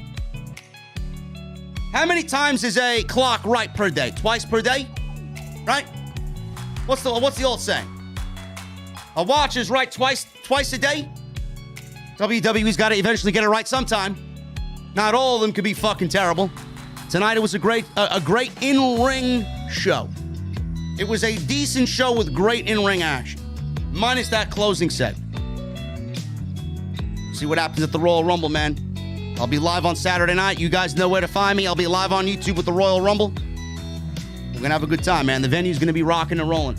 Shout out to Wrestle Rumble for sponsoring the show tonight, man. WrestleRumble.com. Guys, do not forget to play Wrestle Rumble. I'll be mentioning them all week. WrestleRumble.com. You guys can go to their website, man, and choose the winners and losers and answer the questions correctly. If you could get them all, great. You guys are going to win $1,000. But you guys want to win some money, man, and have some extra fun during the Royal Rumble. Wrestle Rumble is the place to do that. WrestleRumble.com. One entry is going to get you $10. $10 gets you one entry. $20 is going to get you 3 entries. And $30 is going to get you 5 entries.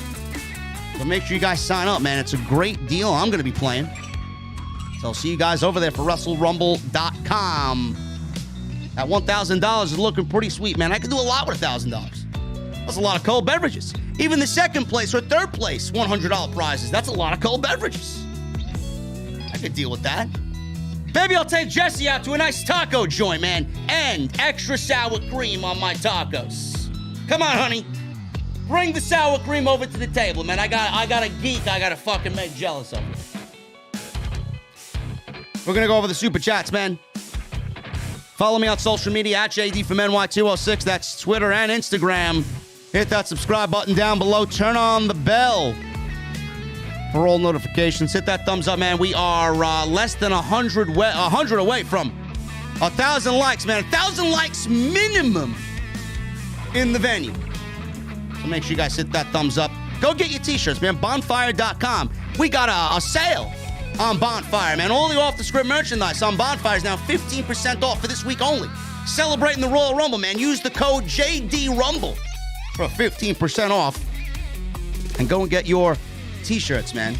The only place to get OTS merchandise is bonfire.com. And make sure you guys continue to get those super chats in and hit that join button, man. Become a VIP right here on OTS. Let's start at the top. Kiana Caldwell with a $1.99 super chat. Thank you, Kiana. Since when was Summer Rae ever considered a legend? She's not. Summer Rae is the furthest thing from a legend. I'm more of a legend than fucking Summer Rae, who apparently had a meltdown on social media claiming that bald, middle-aged men apparently are claiming she's not a legend. You're not. You're not. Deal with it. I don't even know why they called her back, man. She's not winning the Royal Rumble. She's probably going to last about fucking 3 minutes in the Royal Rumble. So what's the big fucking deal about her being in the Royal Rumble? I got people claiming that she is directly involved with molding Sasha Banks and Charlotte Flair. She was there at the very beginning of the horsewomen. There would not be any horsewomen without Summer Rae, I heard. Oh, man. What's the next thing? Alicia Fox is the primary reason why Becky Lynch is where she is today? Give me a fucking break. Fucking half-witted idiots, man. Don't listen to anybody in the IWC. There's only a select few people you should be listening to, man. Me and Salamas and BC are the only fucking people you need to listen to. Joseph Taylor with a $2 super chat. Give me AJ Styles, Edge, WrestleMania. Yes. That is the WrestleMania match I desired for both of those guys right there. Lauren Hutton. She's got not one but two $5 super chats. Raw was decent tonight. Raw was decent tonight. I'm surprised, hoping it gets better from here on out. Best matches were definitely Orton versus Gable and Owens versus Priest. Sorry, the previous super chat, I meant to put 2 decent matches. My bad, guys. WWE really has to step it up with the Riddle high school jokes. It's old now. You forgot Austin Theory versus AJ Styles. It's probably the best match of the night. Michelle Moran with a $5 super chat. Vince and Bruce can make sure the RR feel like a house show. For a second there, I thought Theory would beat Styles, and that would have sucked. And AJ Styles needed a win. As long as they could turn Austin Theory losing into a Royal Rumble #1 spot, I think that would work out very well for Austin Theory. Tony Brown with a $4.99 super chat. Carmella and Bianca, killer bodies. How was your day, JD? Yes, Tony Brown, Bianca, and Carmella are very lovely ladies. And I had a semi-productive day. Tuesday will be productive. We'll have a new episode of Off the Script go live tomorrow. Thank you, Tony Brown. Hopefully you're doing well, brother. Lauren Hunt with another $2 super chat. Predictions. Did you see the rumored Royal Rumble match card?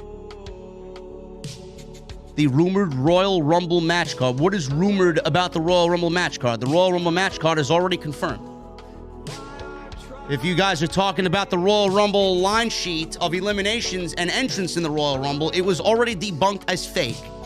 Do not believe it. If you see something floating around on Twitter, it is fake. Chris Morabitu with a $5 super chat times 2. JD, I brought my parents to New York City and we love the GCW show live. I agree with your criticisms, yet want to root on GCW to keep better or keep getting better and become the company I know they can become. Obviously, they have a lot of work to do, but I'll be rooting for this company as long as they exist. OTS for life. Listen, Chris, you went to the show, bro. I'm glad you had a great time with your parents. I'm glad you had a good time. I thought the show was fucking piss poor, and I thought GCW dropped the ball. In front of the world, they dropped the ball.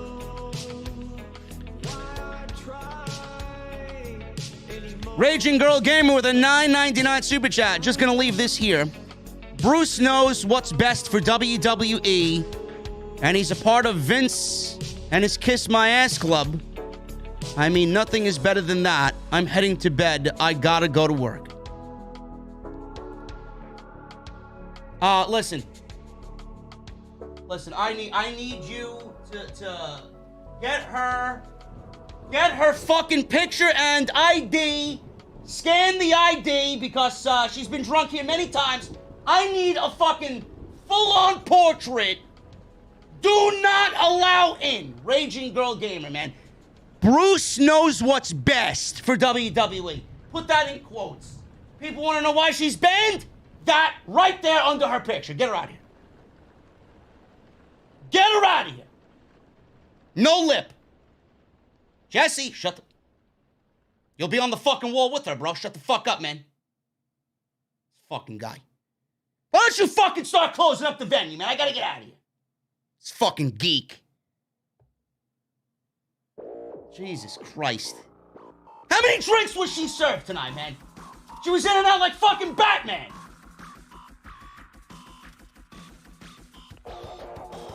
Thank you, Otis. MGM Bowling with a $4.99 super chat. Whenever the title of the stream says something somewhat positive on a Monday, I think I'm in an alternate universe. Blue moon for me, please. Bowling, you want a lemon or an orange in your blue moon?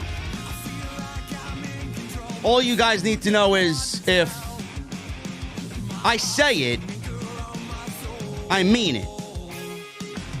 If it's a good show, it's a good show, man. If it's a bad show, I'll let you know it's a bad show. I want to see how many people tell me I'm an AEW shill and a WWE hater after tonight's stream. People don't know what they're talking about, man. People got this thing about me that is so misconstrued and misinformed. It's fucking laughable. I mean, do you watch anything I do? I just said Monday Night Raw was decent tonight. So how can I be the guy that hates WWE all the time?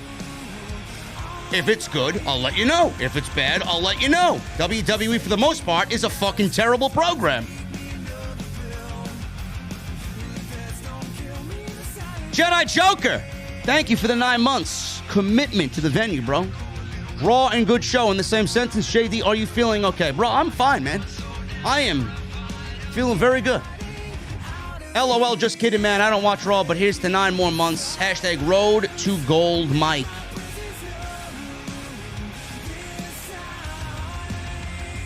Jedi, we got 2 Gold Mike members, man. We got Tan May and Stu Sexton. It's crazy. That elusive gold microphone, man. That's what it's all about. Haywood with a $5 super chat. Got home from work and turned on the TV to see The Miz singing. One part of me wants Omos to win the Royal Rumble just to see your reaction. Bro, at this point, it's not going to be Kali-esque, but I'm probably going to sit here and tell you I told you so. But I don't see Omos winning the Royal Rumble. I'd rather see WWE just build the Reigns and Lesnar stuff if that's where they want to go.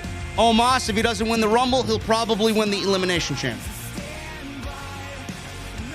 James Smith with a Canadian $50 super chat. James Smith, thank you so much, bro. I don't watch WWE, but I do watch your streams. LOL, you're the realest person that reviews this shit. I really dislike WWE for their dark history and disgusting things that they've done, destroying companies and stealing ideas as well. I appreciate you, James Smith. Thank you so much, man.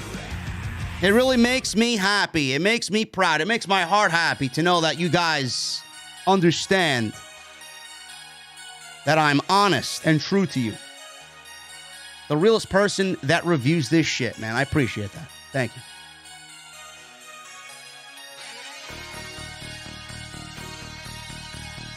Felix Pizarro. Now you know why. Hologram, get him out of the fucking venue completely, bro.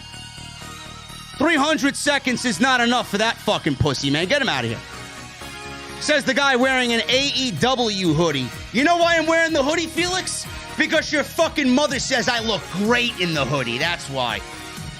I actually got her on speed dial in just a little bit, man. I'm going to be giving her a call. I'm going to be driving the Stang right after the fucking show is over, right to your fucking house, man. When you hear that knock on your door, that means your mother's about to get dicked down. Why do I wear the hoodie? Because it's fucking 12 degrees outside. Why do I wear the fucking hoodie? Because I look better than fucking you in the goddamn hoodie, bitch. Get the fuck out.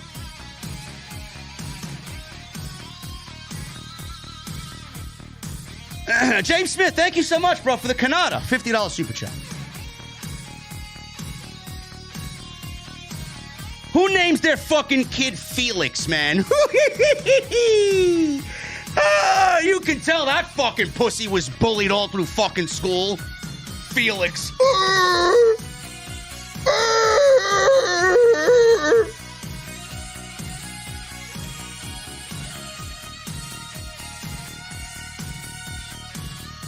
Joseph King becomes a new member in the venue, man. Thank you so much. What are you drinking, brother? Round is on me. Zach JD with a $4.99 super chat. You said Raw was good, but is it worth going back to watch on Hulu? Do you think we see a debut on AEW Beach Break besides Gargano? That's only up to you, man. You know, Monday Night Raw is not rewatch worthy. It's not rewatch worthy. I'd say go back and watch the academic stuff with Alpha Academy and RK Bro. That match with Orton and Gable, man, was fantastic. And maybe Theory versus AJ Styles. You could probably catch the clips on YouTube, man. Just watch the clips.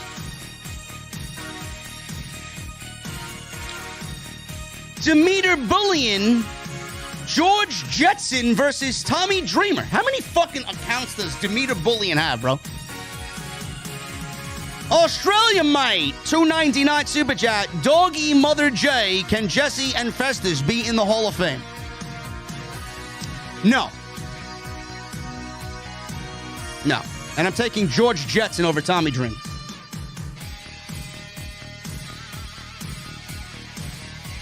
James Smith with a Canadian $10 super chat. I don't watch WWE, but I do usually watch the Royal Rumble, but not even sure if I should watch that this year. Bro, it's the Royal Rumble. Why wouldn't you watch the Royal Rumble? Just watch the fucking Rumble, bro.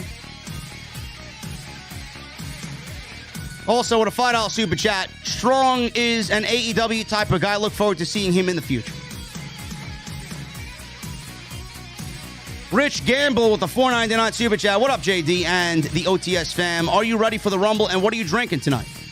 I'm currently drinking on some Casamigos tequila. Sounds good, bro. I'm drinking a Liquid Death as per usual on this show. I can't drink during these shows, man. I refrain from drinking alcoholic beverages during any WWE or AEW shows, man. I got to be on my game. Just like you guys. You can't drink when you go to work. I can't drink when I go to work, man. Can't do it. Only when I go to the shows do I drink, because more than likely I'm not going to be doing a review that night, the next day.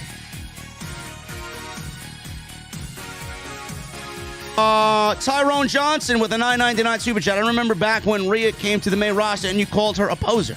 Then you started naming bands I took offense to. Look, JD, I'm a fan of you, but what's wrong with Avenged Sevenfold?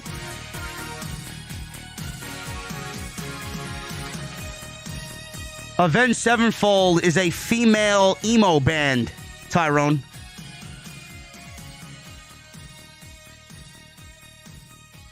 Avenged Sevenfold is nothing more than a Metallica ripoff. They don't know who they want to be. One album, they're fucking ripping off Sad But True. The next album, they got fucking Portnoy drumming for them from Dream Theater or X-Dream Theater. And they're trying to fucking become something that they're not. I don't like them. The one song that I have on my playlist on Spotify from Avenged Sevenfold is Bat Country, because the guitar solo in that song is great. Other than that, nothing. I listen to real bands, Tyrone. Iced Earth, Symphony X, Alter Bridge, Dragon Force. Who have I been listening to lately? Mercenary is one of my favorite Swedish death metal bands. Trivium, Cryptopsy, Cannibal Corpse, Malevolent Creation, Testament, Machine Head, Sepultura. I'm a very simple guy, bro. Very simple guy. Omega Kong with a $10 super chat. Sup, JD? Though I'm looking forward to the match, I'm disappointed in this feud. I was looking for a classic back and forth between MVP and Heyman, but that part fell short. Yeah, I was looking forward to the match as well. I still am, but this is what they do, bro. They build up these feuds with no story because of who is in the feuds. They feel like they don't have to write. They don't have to write for it, so they don't. As I Lay Dying is a very good band. I think they're a very good band. Very good band, yes. I can't wait for, what's their name? Elysian? They got some new music coming out too, man. Great death metal band from the Midwest. Fucking awesome stuff. Undertaker with a 5-month recommitment. 5-0. See y'all in St. Louis, maybe. Undertaker will be in St. Louis, but he will not be in the Royal Rumble. He is only there to support his wife, who is in the Royal Rumble. Now, I don't listen to Deicide or Morbid Angel, man. Those are, those really shift into the satanic bashing Jesus Christ category. We don't do that here. Shadows Fall, they haven't been together in fucking, Jesus Christ, how many years now? Over 10 years? They were good. Then they broke up. Jerry Ramey with a $10 super chat. ×2. I'm not surprised WWE screwed up Lesnar and Lashley. This match is so easy to get right, but they screwed it up. It was inevitable, sadly. Priest isn't over because WWE hasn't given us a reason to care. On the main roster, Priest went backwards. All we know is he's Bad Bunny's friend. It's Bruce's fault. No effort equals no investment. Jericho 8131 with a $10 super chat. What's good, JD? And yes, Jerry, I do agree that Priest has gone backwards, man. That's all you know about Damian Priest. He teamed with the Bad Bunny at WrestleMania. That's it. Jericho 8131 with a $10 super chat. What's good, JD? It's been a while since I left the super chat. Did you see about Nikki Bella wanting to be the first woman to win the men's Royal Rumble? All Laurinaitis has to do is pull a few strings.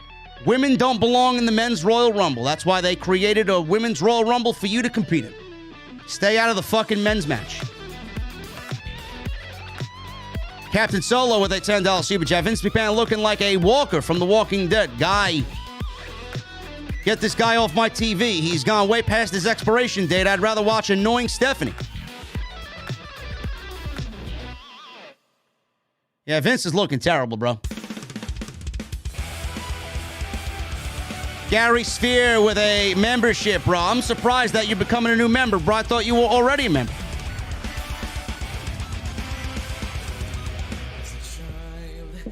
Thank you, brother. What are you drinking? Double shot of Jaeger for Gary Sphere. On the ball, Jesse. This fucking guy's eating tacos, man. Manic Destroyer, my boy Kotz with a 4-month recommitment. Thank you, man. Fuck, I could have bought a king-size Reese's Pieces with this money. I don't blame you for that one, man. I love Reese's, man. Put them in the freezer. The pretzel ones, fantastic. Fantastic, man. Hope you're doing good, bro. Now you guys are naming bands, bro. Seven Dust, I do listen to. Hypocrisy, I don't. Necrophagist, I don't.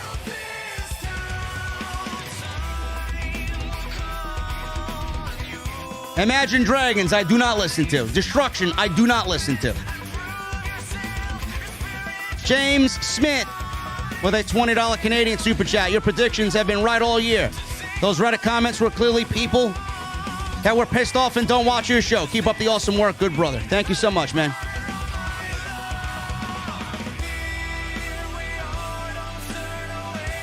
No in sync, man. AFI, no. I don't listen to Fozzy, man. Fozzy's best songs are off their first album. All the originals off Fozzy's first album are their best songs. Everything after that is a fucking joke. I don't listen to Rage Against the Machine. Death Angel I do listen to.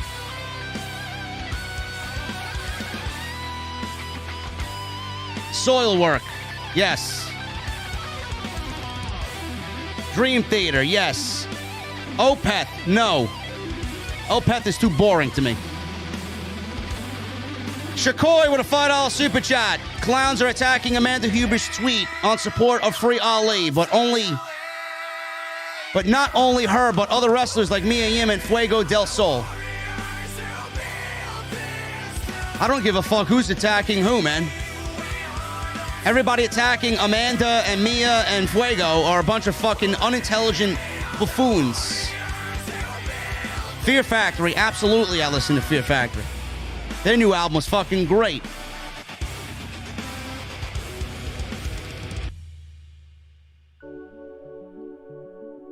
Kelly with a $5 super chat. Set the World on Fire by Symphony X is a great song. Absolutely. My favorite Symphony X song is... Jeez, I don't even know what the fuck my favorite Symphony X song is, man. Kiss of Fire, maybe. Yes, I do listen to Slipknot, yes. Bullet for My Valentine, no. Do I listen to the Deftones? Sometimes. Five Finger Death Punch, no. Kelly with a $5 super chat. You know what's legendary than Alicia Fox and Summer Rae? JD, the fat slob Dennis from Jurassic Park falling in the waterfall like a cartoon character. Yeah. Dennis was great, man. Newman from Seinfeld. One of the best shows of all time. Stone Sour, no. Hula Grim. I think Stone Sour sucks. Iron Maiden, no. I think Iron Maiden is boring. Do I listen to Vader? Yes, I do listen to Vader. I think Vader's a great band. Fucking brutal, too. Brian Jaffe with a $5 super chat. I don't see how this Edge Glamazon versus Miz Maryse is going to come close to Best Friends versus Cole and Baker match we just got. Pathetic feud.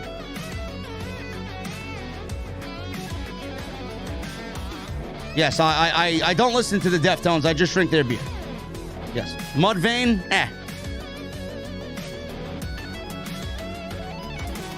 Static X. Hologram, you're going back to my fucking high school days, bro. Motorhead, no. Skinless. Kotz and I used to listen to Skinless back in the day, man.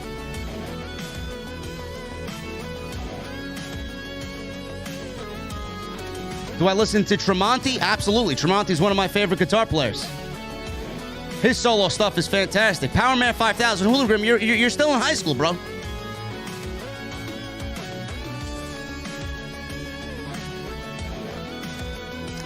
Slayer, of course I do. Not so much anymore, but they're on the playlist.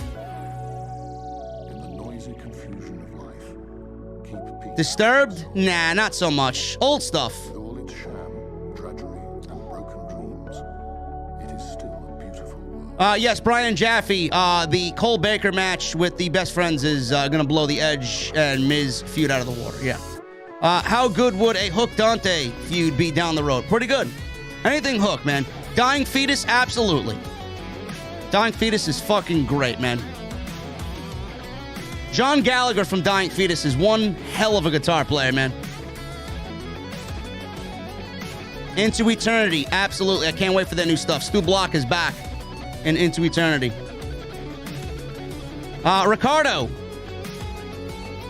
Ricardo has donated. He's got a $5 UK super chat. Thanks for always making my day, JD. You've always been spot on and entertaining with your reviews. Thank you so much, man.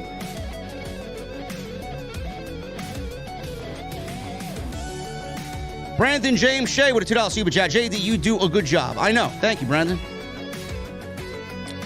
Guns N' Roses, I do not, but I will be seeing Slash with Miles in March.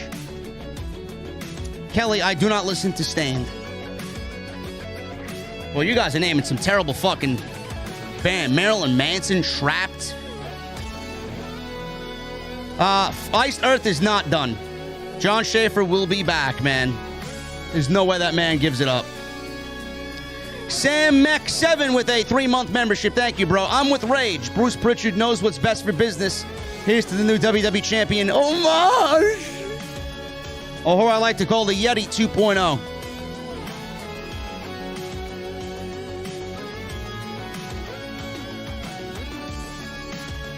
Sam Mack, I may have to kick you out of here, bro. Papa Roach, I do listen to Papa Roach. They're one of my guilty pleasures, man. But they're Mr. Wicked. Mr. Wicked in the chat. I will be at the same show. More than likely, I will be at. If it's not fucking sold out, I just bought myself an $8,000 fucking Panerai watch, man. Hopefully, it's not sold out.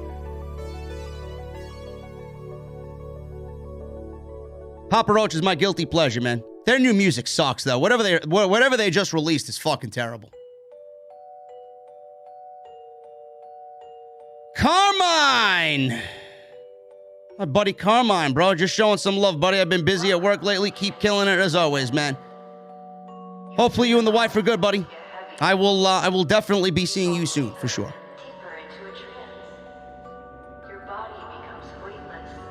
Aaron King with a $5 super chat. New potential pre-stream song, Let It Burn by Citizen Soldier. Is it copyright free? If it's not copyright free, I can't use it. Also, will there be a Royal Rumble watch-along Saturday? Just asking. No. I don't do watch-alongs, man. Everybody does a watch-along. It's the thing to do. I stay away from the popular trends. Ricardo Linnell with a $10 super chat. 6 months until I get my gold mic. If I ever become a mod, I'll bench mouthy geeks like Omos. We'll probably toss guys over the top rope on Saturday. Dr. Disrespect, clearly. Limp Bizkit's new album was fucking putrid. I will keep my mouth shut on Nirvana, Hooligan. Hey, do you want a list of bands? Look, I got a list of bands in my Spotify. You want a list of bands that you guys should really be listening to? Hold on. Michael Romeo is one of my favorite guitarists. If you don't know Michael Romeo, go look him up. Obviously, John Petrucci.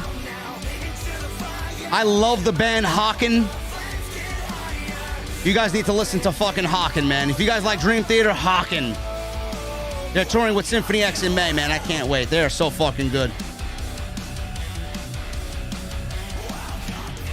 Power Theory. Andy James is another great guitar player.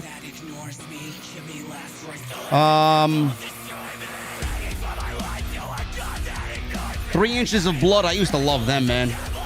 Warbringer. Theocracy. Great prog metal band from Atlanta, man. Holy shit, they're so good. Silosis. Stuck Mojo. Old Stuck Mojo before Rich Ward joined Fozzy. Stefan Forte. Excellent guitar player from France.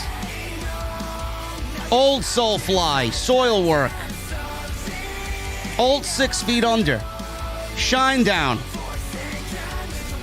Seven Dust. Sepultura. Old Sepultura. Everything after Chaos AD is shit. Scar Symmetry. Savage Circus.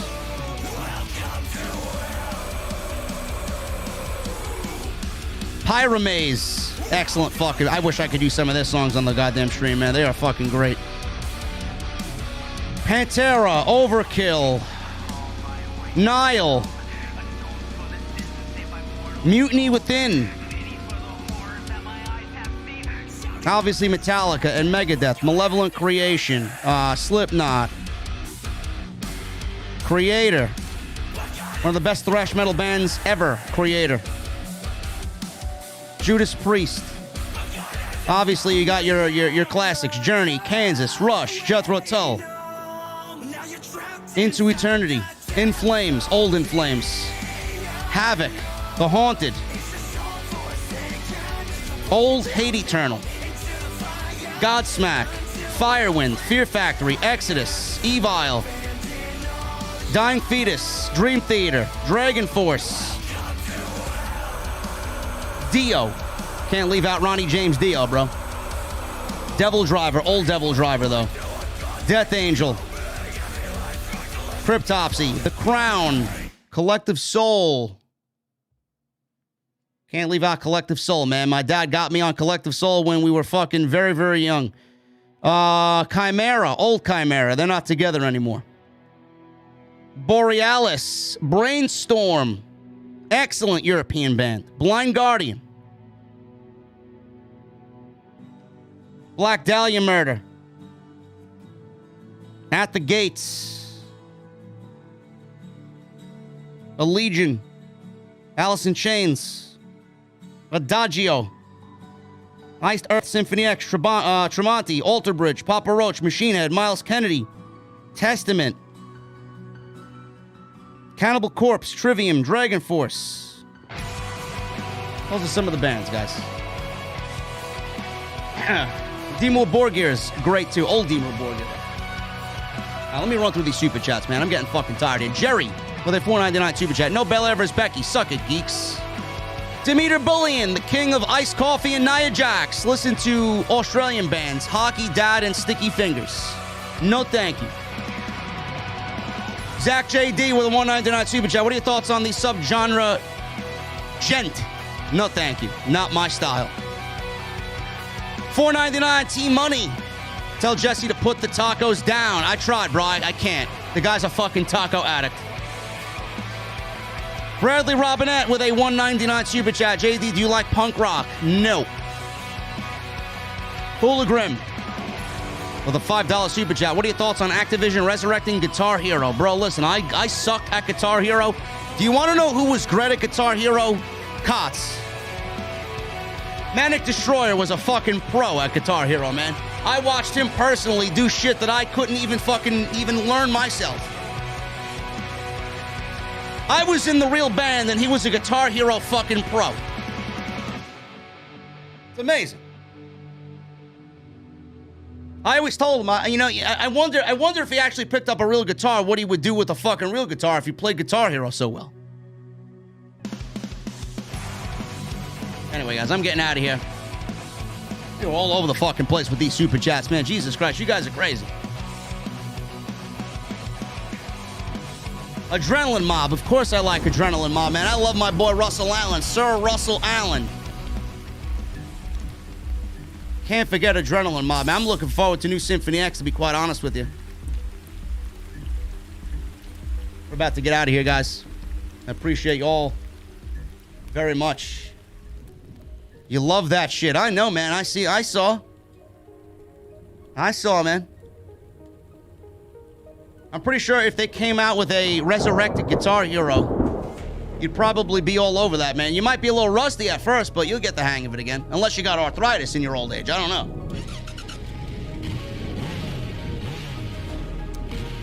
Danny Huckins. Oh, there you go, bro. I'm sorry, bro. How can I miss your fucking super chat, man? I'm sorry. $1.99 super chat. Carnifex is a good band if you love heavy. Never heard of him, bro. Never heard of him, man. Guys, I'm about to get out of here, man. Thank you guys so much for an enjoyable stream. We did it all tonight, man.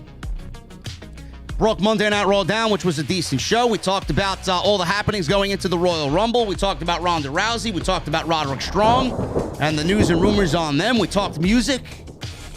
You guys want to know what the fuck I listen to, man?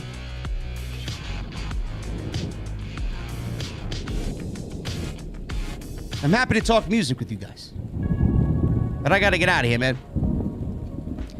I beat it a lot. The wrists are shot. Oh, Jesus fucking Christ, man. Of course they are.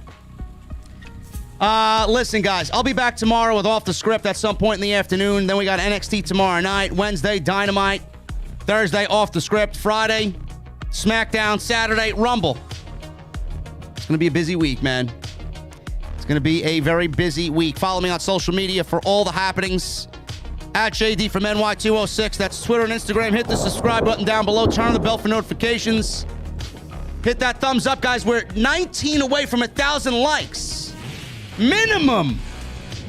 Before I roll this window up, man, can I get fucking 1,000 likes on the stream? Come on. If you guys have not hit the thumbs up, hit the thumbs up. And Bonfire, man. Bonfire.com. Code JDRumble for 15% off. And speaking of Rumble, go and check out Wrestle Rumble and enter the Wrestle Rumble Royal Rumble contest. Guys, I'm getting out of here. I need two things before I get out of here, though. Number one, I need those guitar emojis in the chat. My VIPs, those Mustang emojis, if you got them. And number two, guys, when that music comes on and that guitar solo hits, I need that music on max. I will see you all tomorrow for Off the Script and NXT tomorrow night right here live on OTS. I'll see you guys later.